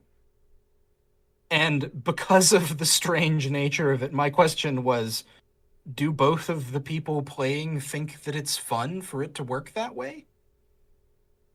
And he was like, he went silent for a second and then was like, yeah, they both do. I was like, then do it that way. If you want an experience that is tightly constrained to the rules, you can play a video game where you are forced to obey the rules, unless the code breaks, which it frequently does. Tabletop gaming is freedom. That's what drew me to D&D in the first place, was this idea of you creating everything new and a player describes an action and there's nothing restricting them from doing that so long as everybody at the table consents. And war games can be the same way if you want to run it that way. You don't like a rule? Change it. Play with it a different way. You only have to obey the rules if you decide to go to like an officially organized tournament, and there's not very many of those, at least for our game. Yeah. In fact, there's one that we ran. It's the only one that's ever happened. All right. So keeping on the rules question, this is kind of why did you guys go with the rules the way you did? And I know it's kind of a tricky one because we haven't really talked about the rules, but I will give the elevator pitch I give to other people is it's like 40K, but you added some of the texture back in. I would posit that there is not quite so much 40K DNA in the game. No, but you got And there's a instead- hit roll, there's a wound roll, there's armor values. It's a lot of the basic mechanics are there. Yeah.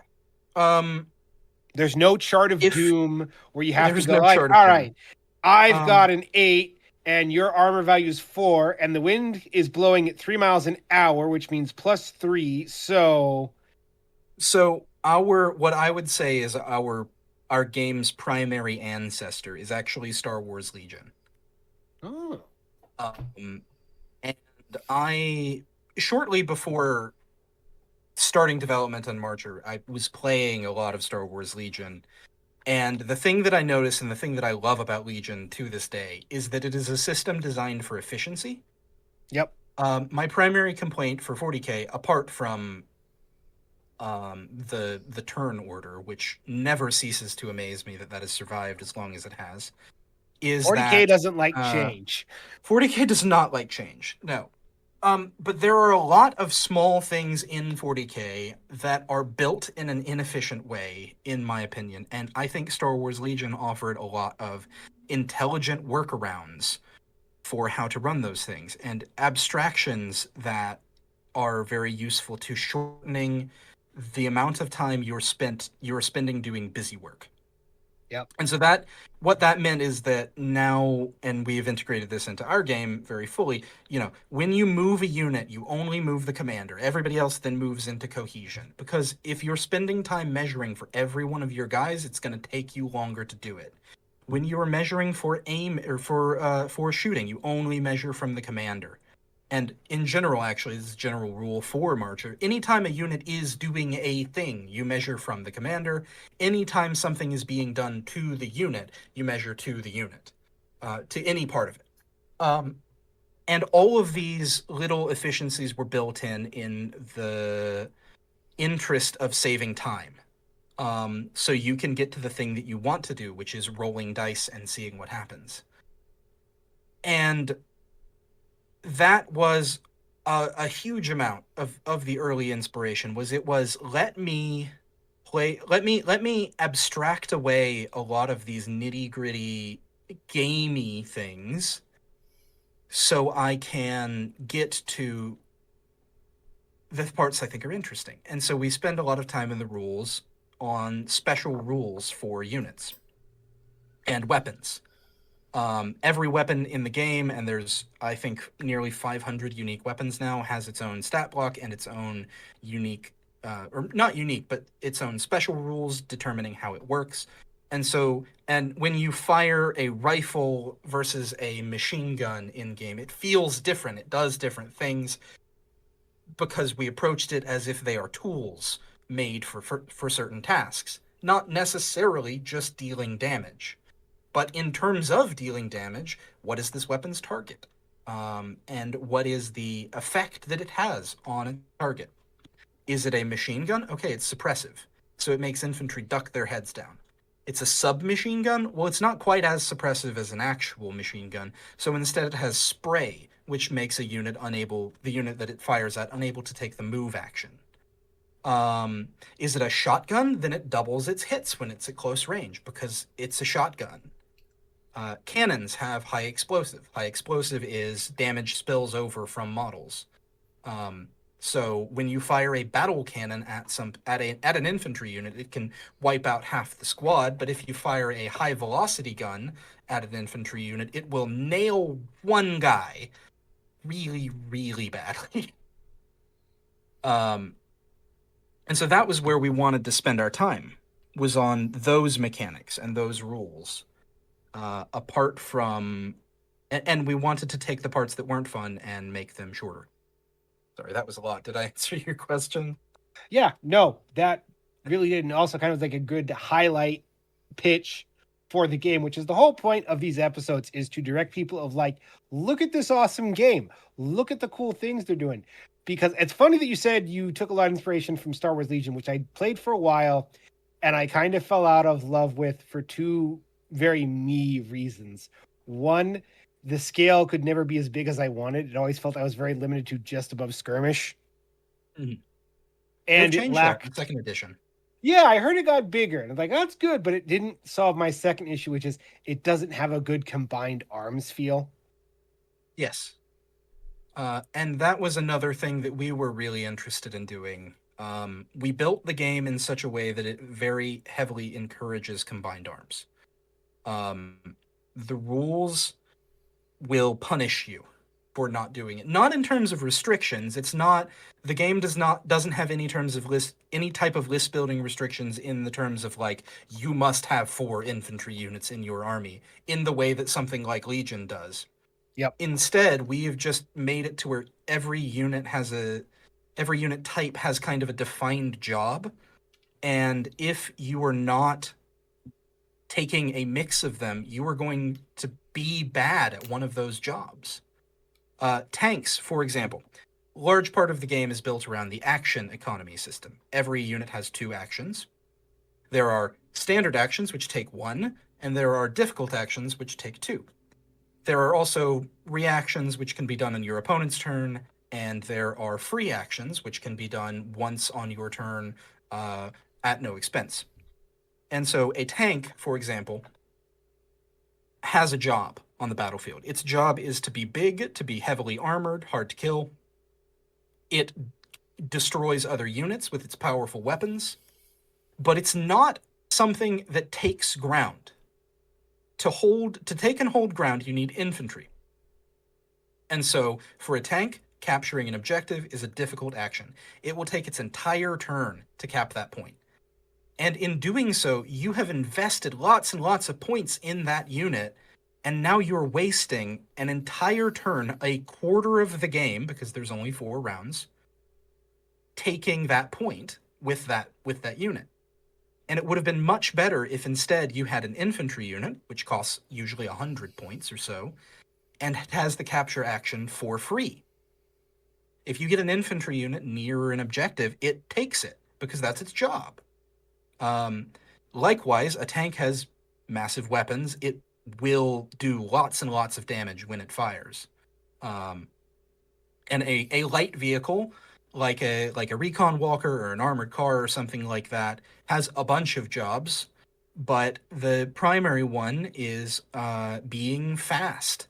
And so it can take objectives as a standard action. It's not as good at doing it as infantry, but it's not punished as heavily as a tank. And that system on its own has done a lot to make it to where it is a real decision when you're building your army. You want to take combined arms forces so you can do all of the little tasks that are necessary. And interestingly enough, recently we have been looking at the game and realizing that there is a unit type that is really heavily underrepresented, which is towed weapons and support weapons, such as I was hoping machine you were gun going to say teams C. and carriages. No, naval units, unfortunately, we don't have any plans for, although there are a few amphibious vehicles. Yeah, I was like, come on, a battleship would be fun. Give me a battleship version of this game. There's a lot of oceans.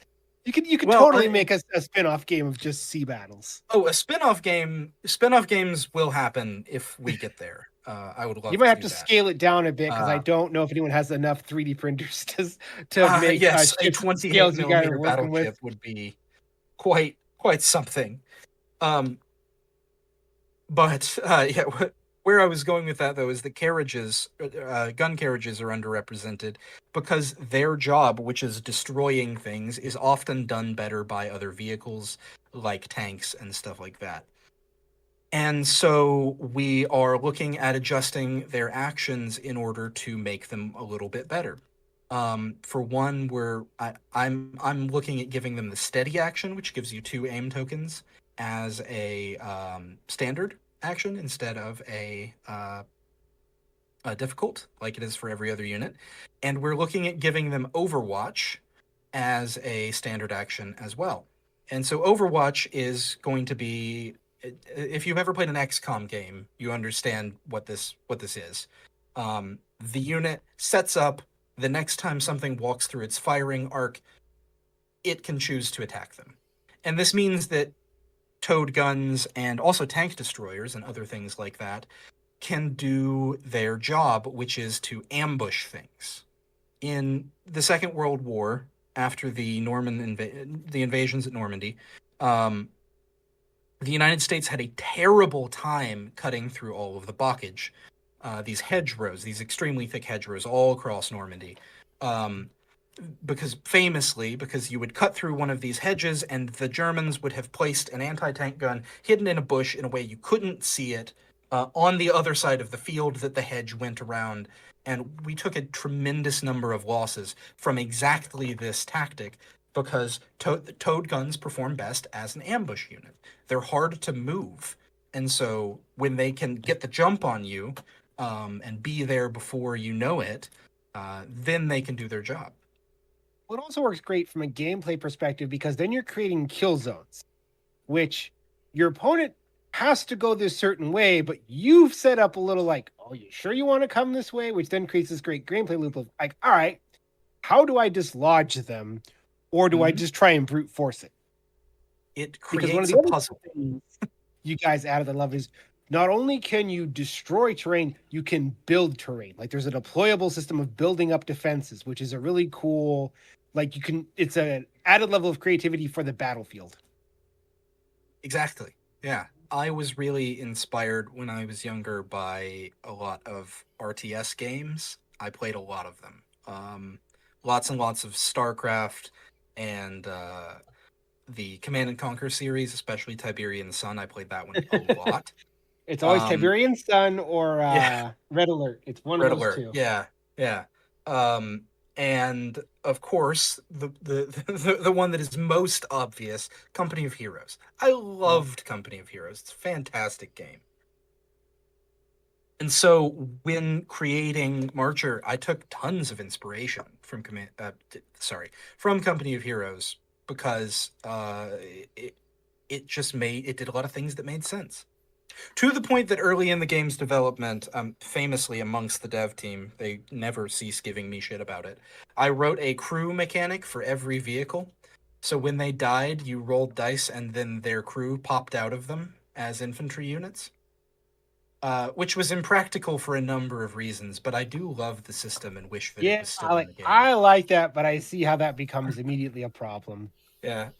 As Tim said, this punishes vehicle players and forces them to paint infantry. I think as they should be, in his words. Yeah, no, I think you hold on to that if you ever develop a campaign mechanic, because then your tanks can gain veterancy if they survive. Yeah, and so having their crew pop out and be able to like run off the board to preserve their experience would be a very interesting idea. And our next project after we finish these first two books we're working on is a narrative system. Yeah, that might be a good thing to include in that. All right. Axel, you've been quiet for a while. What are you percolating on over there? Nothing. I'm just listening. That was your opportunity to ask one of your burning questions. I don't have a burning question. I could ask one of the questions you have written down if you want, though. So let's see. The next one here that Ulrich has written down is, what did you want to achieve? Did you set out what your goals were, like when you started? So when we started, there were a number of goals. Yeah, this was... we actually started on a different game first before we ended up on Marcher. Primarily the lore was what changed, but we knew we were going to make a company-sized war game. Our biggest goals in terms of rules was to make the system dynamic and fast playing, which I do think we've achieved. As I talked earlier, there were a lot of mechanics that we implemented entirely based on efficiency of play. And I think we've done a pretty good job with that, despite all of the other mechanics that we've put in. And then the idea came later with, as I said, a lot of the inspiration from RTS games and stuff like that, to create this sort of dynamic battlefield. And we've, I believe, achieved a good amount of that as well. Engineers can build stuff, as was previously mentioned. Artillery can destroy things. Tanks can roll over obstacles and vehicles leave their wreckage behind when they die. So the look of a table from the beginning to the end of a game really changes, which I'm very pleased about. But apart from that, really our goal was just to make something that was fun and that we personally enjoyed playing. And we've played hundreds of games now, and I'm still having fun. I think it might be because I change something every time I play a game. I mean, it's kind of the designer's prerogative. Yeah. Although we're rapidly approaching the stage of game development where things are no longer changing. And most of the major tweaks, in fact, after this next patch that we're working on, or update rather, that we're working on, I think the game will be very nearly in its release state. It's going to have all of the units that we've planned fully implemented. All of the faction rules, I think, have reached their final form. Yeah, this is an update that will be out by the time this podcast goes live, but the Japanese are receiving a new, or an additional faction ability. Currently, their faction ability is that they dash, which is a movement action that is half of your movement speed. The Japanese dash at full speed because they are fast. They are getting an additional mechanic called trained reflexes, or at least that's the in-progress name, where they roll a check every time they take a reaction, and on a success, they roll one for each action that they would lose taking the reaction, and on a success, they do not lose that action. And this has allowed us to write a whole bunch of new special rules for the Japanese units to really pull their line together in how they operate and make them synergistic in the way that we have with a lot of the other factions, which has been our primary design puzzle that we've been working on for the last 4 months at this point. Yeah, no, I mean, it really is interesting to hear you guys talk about, like, yeah, we're rapidly approaching phase 1, and a large part of it is like everyone's kind of fleshed out, so it's kind of interesting to see what that first game looks like. And then, of course, you get to shake it all up again when you're like, all right, let's introduce a new faction, and oh, well, that broke everything. Yay! You are referring to the British with their lightning guns. Yeah. Which you really tempt me with them Brits. I'm like, man, I didn't think I wanted to do them, but lightning guns. It's almost a death ray. It's damn close to a death ray. The Russians do have a death ray. Oh, the Russians are also tempting because they got that new giant mech that you debuted. It's like, I'm a sucker for diesel punk mechs. We said that in the last episode, but that one just like, oh, that thing's cool. And they got a weather machine. Mm-hmm. Actually, they've got about 6 different weather machines. We've been adding them to as many units as we can because we're worried that they won't have enough ways to actually play with their faction mechanic. Yeah, but I gotta be careful because when I get into a war game, I tend to overdo things. Just go big. Like I wanted to see how big it go. I'm like, I wonder if I can make a 10,000 point list. And the answer is yes, I can. It's a fuck ton of models, but you can do it. It sure is. And it's like, I would love to see pictures of a 10,000 point list in person. That would be phenomenal. I got it written out like I can, and it's all based on this is stuff I could reasonably gather together. Because part of my reason that I chose to do the U.S. Army, other than I like painting green, I already do it enough in my historicals. Like this can double as a Imperial Guard army, and then I can take it and go, hey, let's look at these models. You should come check out this cool other game that they're originally for. Would you enjoy playing a game in which turns alternate instead of taking 45 minutes? The hardest thing I've discovered in getting people away from 40K is it's like, yeah, but I've already invested all these models. And anytime I can go, well, it's not that big a stretch, one model system to the other, which is the thing we want to talk about. You guys design all your own models, which is insane. Because they look so fucking good. It has been a lot of work. And we recently have brought on more sculptors, which has been a really big change. Because up until, I believe, February of this year, every single model released was one that I made. Yeah, and you work at a scary pace. Like, it is fun to watch the work in progress tab on Discord and go like, all right, guys, this is the amalgamous blob that I'm working on. And then 2 hours later, I'm like, and now it's a tank. Yes, I really enjoy the vehicles, and I burn through them so quickly that then I have to go back to doing stuff that I don't like doing as much. Listen, all I'm saying is the U.S. could use another tank. Or 12. Yes, they only have 63 model sets. Surely they could use a couple more. I mean, we could use another light recon vehicle. I have really wanted to sculpt an M8 Greyhound for the US for a long time. Yes, you should. We need one of those. I'm extremely tempted to sneak it in before release. But the I even have a name for it. I think we would call it the Coyote. Yes, you're already halfway there. The US is actually going to get kind of a new vehicle in relatively short order. Which is the half-track. I love a half-track. Currently, the M50 Percheron is the half-track for the United States, and it is dated in terms of how that model looks. It does not compare favorably to the rest of the line. And as we are ramping up physical sales and going to conventions and stuff like that, we are creating of them with our new plastic sets that we're getting from Wargames Atlantic. And it just makes sense. The classic US starter set, it seems obvious to do like a mechanized rifle company or a motorized rifle company. And so you want to include half-tracks with that. They're the thing. But the Percheron right now just does not look right next to them.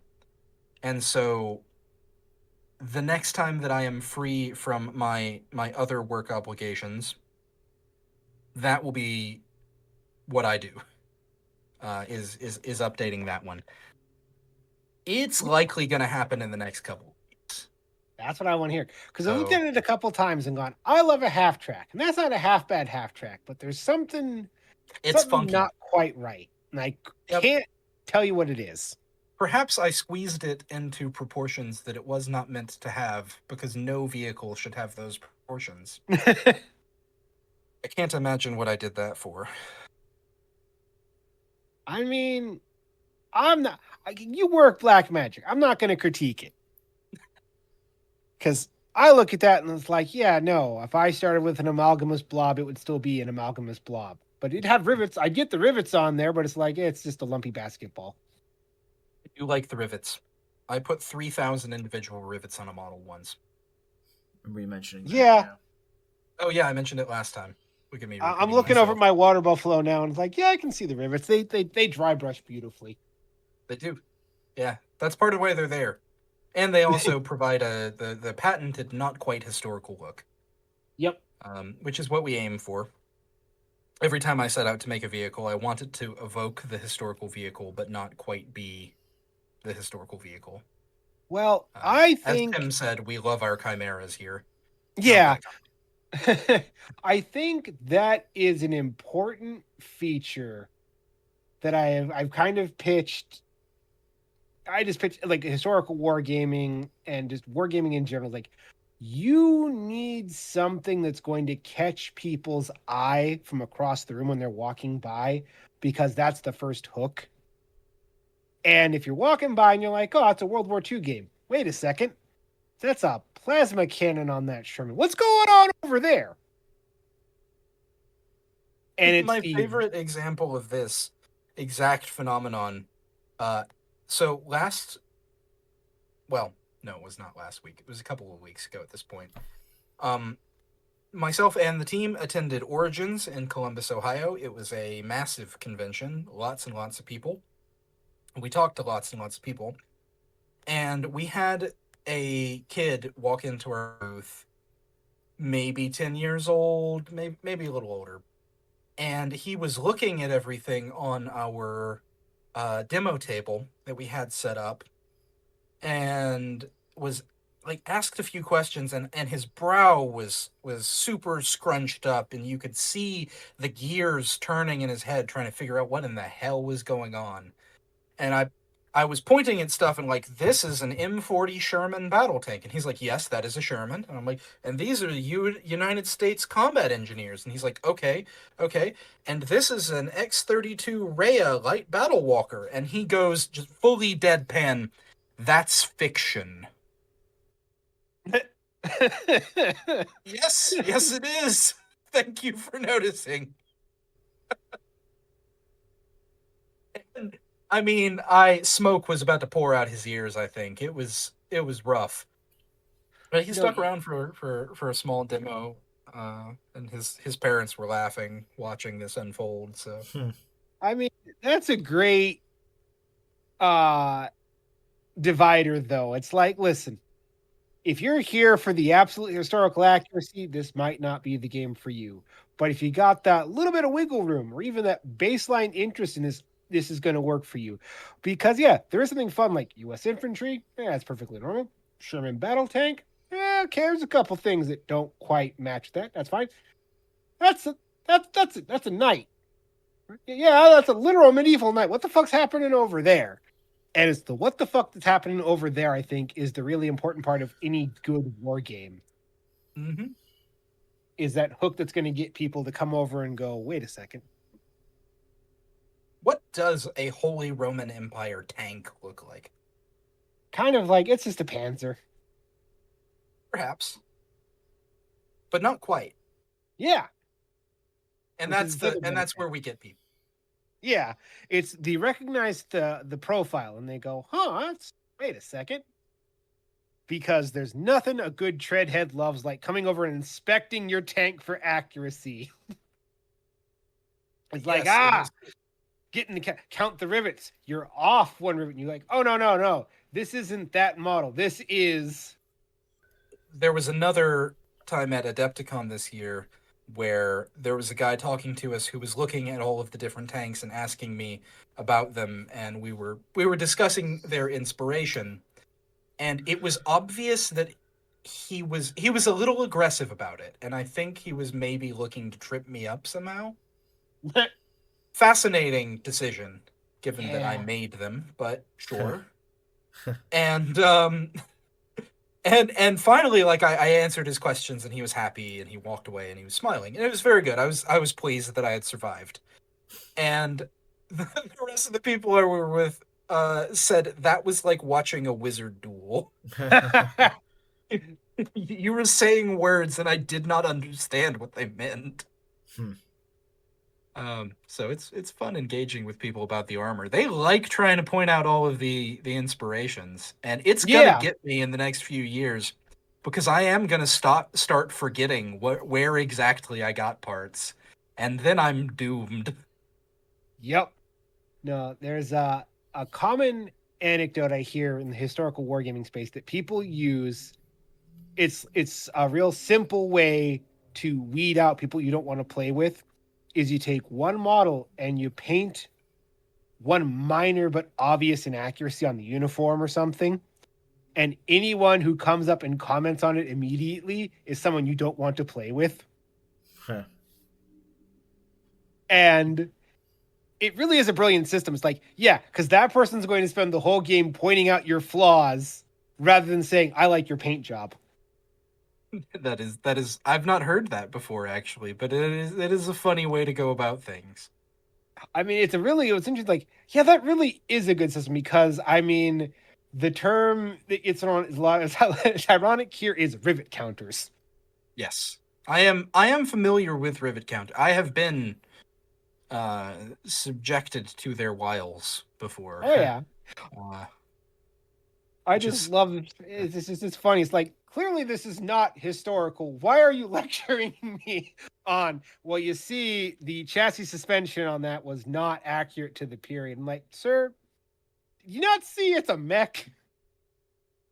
Like, it's 3 stories high and has a heat cannon. Yes, well, at the time, they didn't have hydraulics that advanced. Interesting. You don't say. They also didn't have anti-gravity metal, but you know. That said, I do kind of appreciate the people that get into it so far that they try to pull out some of the details and figure out what is happening with them, because we do try really hard with the game and the models to have an explanation as to how they work and what's going on. Otherwise, you get into a little bit of the situation where, you know, someone critiques a fantasy setting and inevitably somebody trots along and says, "Really? That's your problem? They have dragons." Like, yeah, I mean, the fact that they have dragons does not change how wind works. Unless You they gotta have a good internal internalized. There has to be a consistent internal logic. Yes. That's always my thing. Is it's like, listen, I don't care if it doesn't make sense as long as it doesn't make sense consistently. But if one thing makes one kind of sense and one thing makes another kind of sense, then we kind of get this kink in the system. I have to go, wait a second, this isn't working. The term for that is definitely a $5 word is verisimilitude. That sort of internal believability, and that's something that we work really hard on. But nonetheless, it is sometimes very fun to have people point things out and be like, yeah, it's not accurate because the world is different. Good job, you figured it out. My favorite comment in that way was someone responded to a post of the British automaton infantry, the Tommy bots, with, "You should not hold a Stin submachine gun by its magazine because you can wear out the catch." I will inform the robot duly. The irony is like, well, you're not wrong, but also maybe he was programmed not to hold it too hard. Yeah, it's like that's your takeaway from the robot men. he's holding the gun wrong. Okay. But I appreciated that was the part that stood out to him. It was that I had posed it in a way he found was incorrect, rather than him being a robot man. Listen, I can accept robot mans. That's not the problem here. That is improper. And handling. Wargamers are we're a weird bunch. We're funny people. Yeah. I've seen those arguments levied at models before. That, yeah, it's a weird argument. Which is also the reason why I pose all of the weapons being reloaded and such. I always pose them with the finger out of the trigger well, which is interestingly enough inaccurate for the time period, because trigger discipline as a concept when handling firearms is like a 1960s and 70s idea. Before that, they kept their finger on the trigger pretty much the whole time, which is wild to me because of how dangerous that is. But I don't want to deal with people commenting on it, so I just pose them not doing it. It's little things like that tell me you work on the internet. Yes.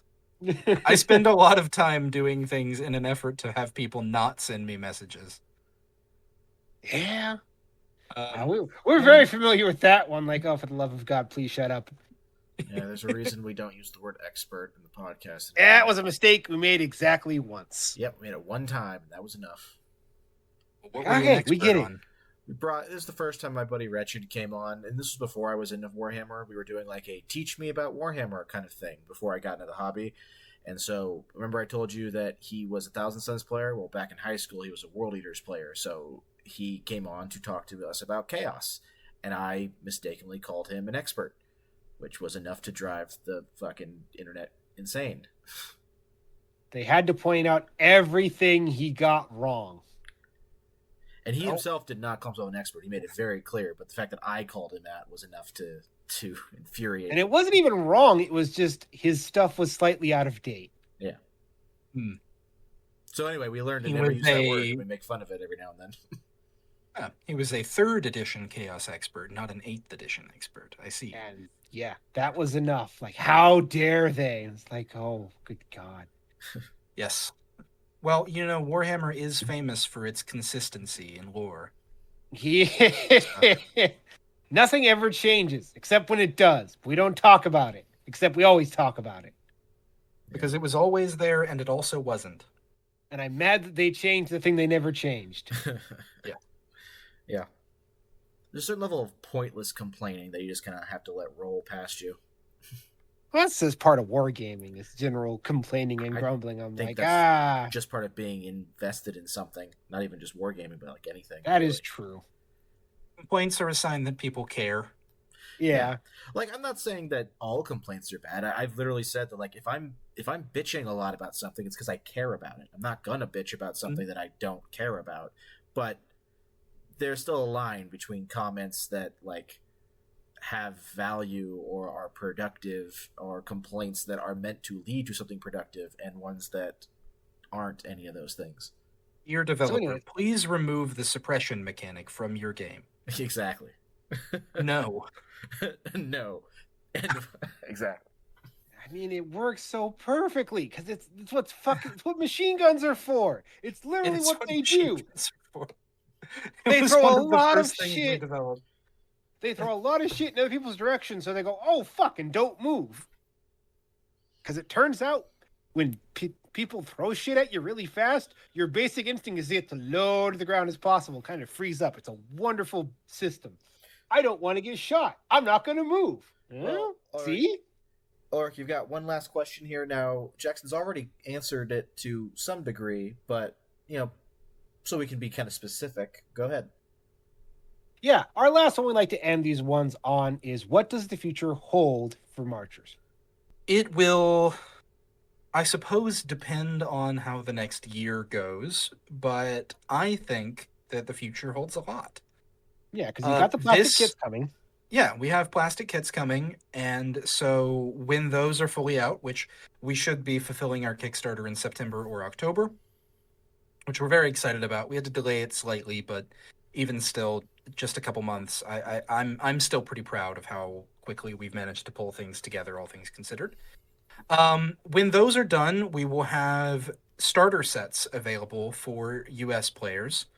And then from there, we're running another Kickstarter for the actual launch of the game. The big, we're released, the game is out, we're going to be printing rule books, we're going to be making a starter set for the HRE, which people are very excited about, and I am dreading, because translating Panzer Grenadier armor into plastic is going to be my own personal hell for at least a couple of months. And after that, the hope is more and more plastic. And we're going to publish our first 2 books, which are the core rules, and then Armies of the Great Powers, which will include all of the faction rules and unit stat blocks and stuff like that.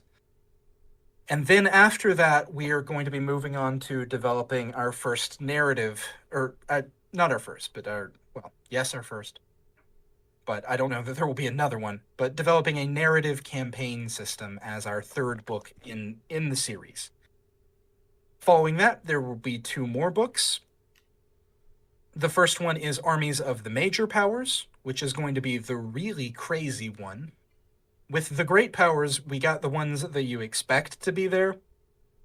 With the Major Powers, it's going to be very strange indeed, because they are in no specific order: the Polish-Lithuanian Commonwealth, the Neo-Byzantine Empire, the Empire of Joseon, the Ethiopian Empire, the Nordic Union, and the British Commonwealth.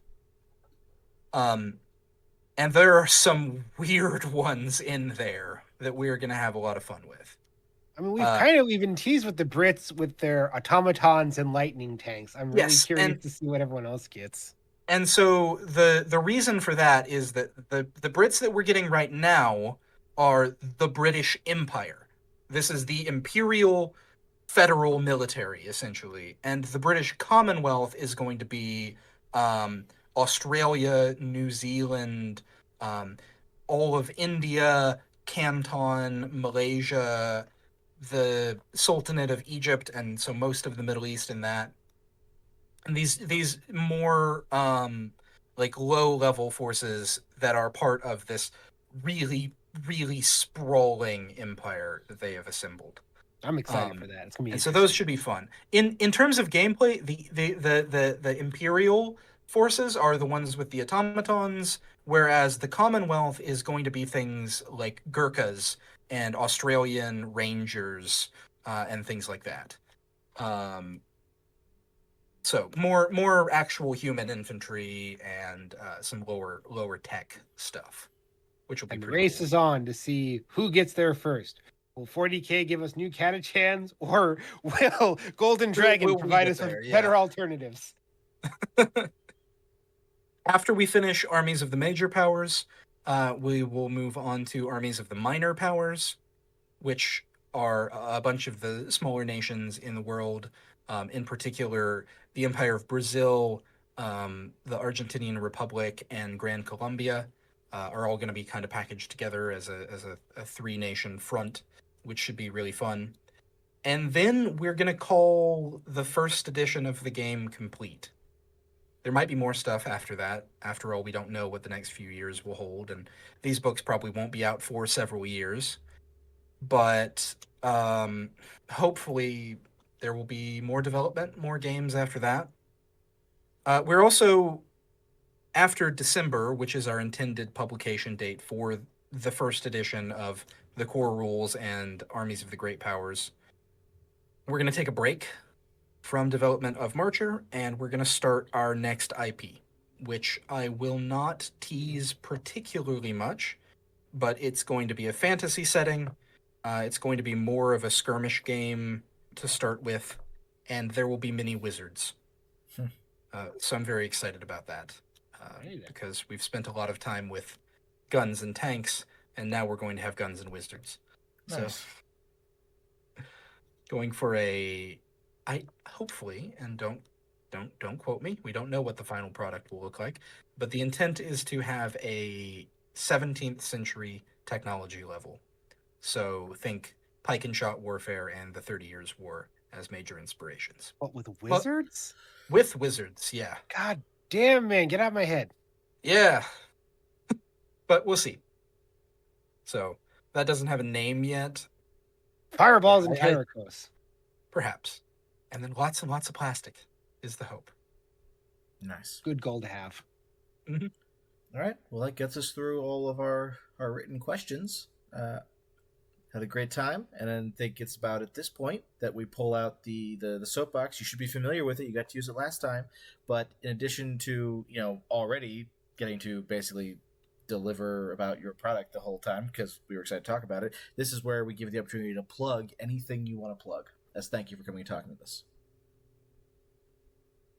Well, I hear y'all have a Patreon, and people should subscribe to it.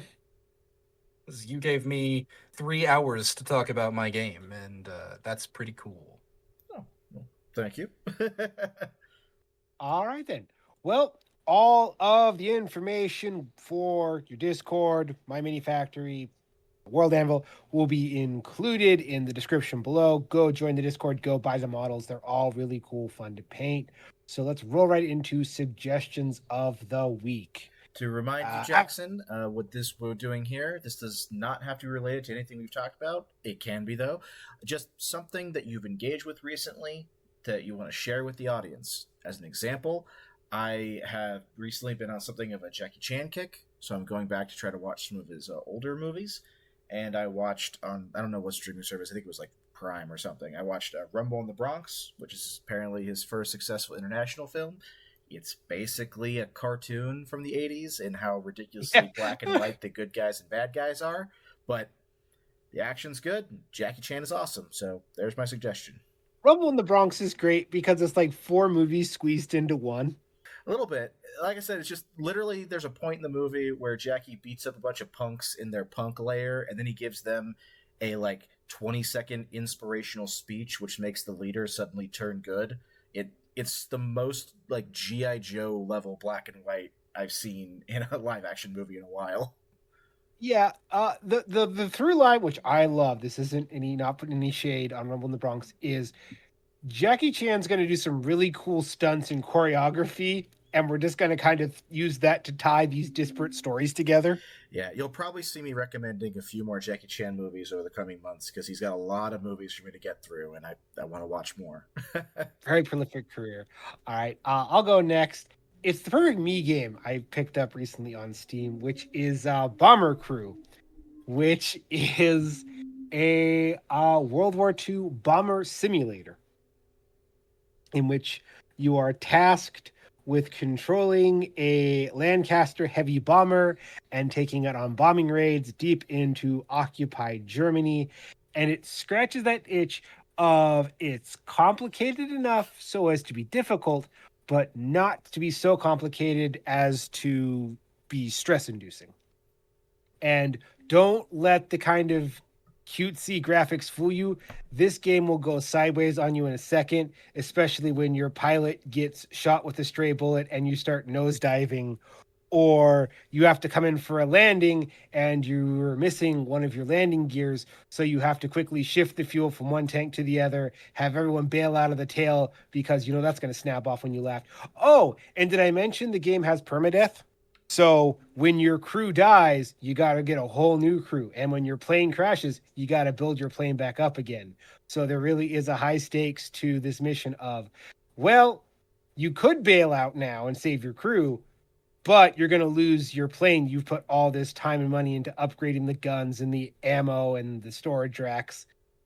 But you might not make a safe landing and you might lose your crew and your plane. And if you're really interested, there is a DLC which lets you upgrade to the US and do a B-52 Flying Fortress with a bigger crew but less armor. Oh. All right. I have actually played Bomber Crew, and it's fantastic. So yeah, it's got a real addictive game loop of I'll just run one more mission, and then it's 7 hours. Familiar with that concept? Wow. Yep. Wretched, who I've mentioned several times, has a habit of buying me games so that I will play with him. And the reason why, a little behind the scenes, I was about 13 minutes late to today's recording is because he bought me Elden Ring Night Rain. And when I told him I got home and I was like, all right, I got to record in about half an hour, he was like, all right, we got time for one run. Let's go. So I'm getting pulled into that. So I get it. I get that. Just one more run. Yep. Anyway, Jackson, do you have a suggestion of the week? Yeah, so this one is a little bit older, but I have recently been listening to the first novel in Terry Pratchett's Guards series in the Discworld universe. Discworld. And yeah, I have it's the first Discworld novel I've ever read, and I have enjoyed it tremendously. I thought that the setting was mostly parody and was just going to be funny the entire time. And make no mistake about that, it is absolutely hysterical. The humor's fantastic.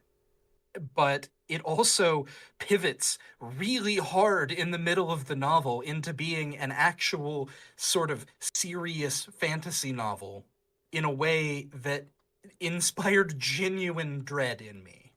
Yep. So yeah, the writing is fantastic. I see why it has all the praise that it has, and I can highly recommend that anybody who's been thinking about checking it out should. Excellent. Yeah. And the best thing about Discworld is there's no wrong place to start. Yeah, I started with The Hogfather, which is what if death saved Christmas? I started with Going Postal, which is about, you know what, you don't do enough. Send letters anymore, you Philistines. Pratchett's awesome. Yep. The only thing that I'd read of his previously was Good Omens. Good Omens is great too, and we don't have to talk about the problem. the elephant. Yep. in the room. Yeah, we're just gonna. Yeah, there is one half of the equation that is unfortunate, but Yep. I love Yeah. good omens. So Yep. Moving on. All right, just gonna skip past that, and thank you all for listening. Be sure to do all the podcast pleasantries, because as I say at the end of every episode, you are the algorithm. You determine who sees us and who doesn't. And if you want to see us or at least talk to us on a regular basis, come join our Discord.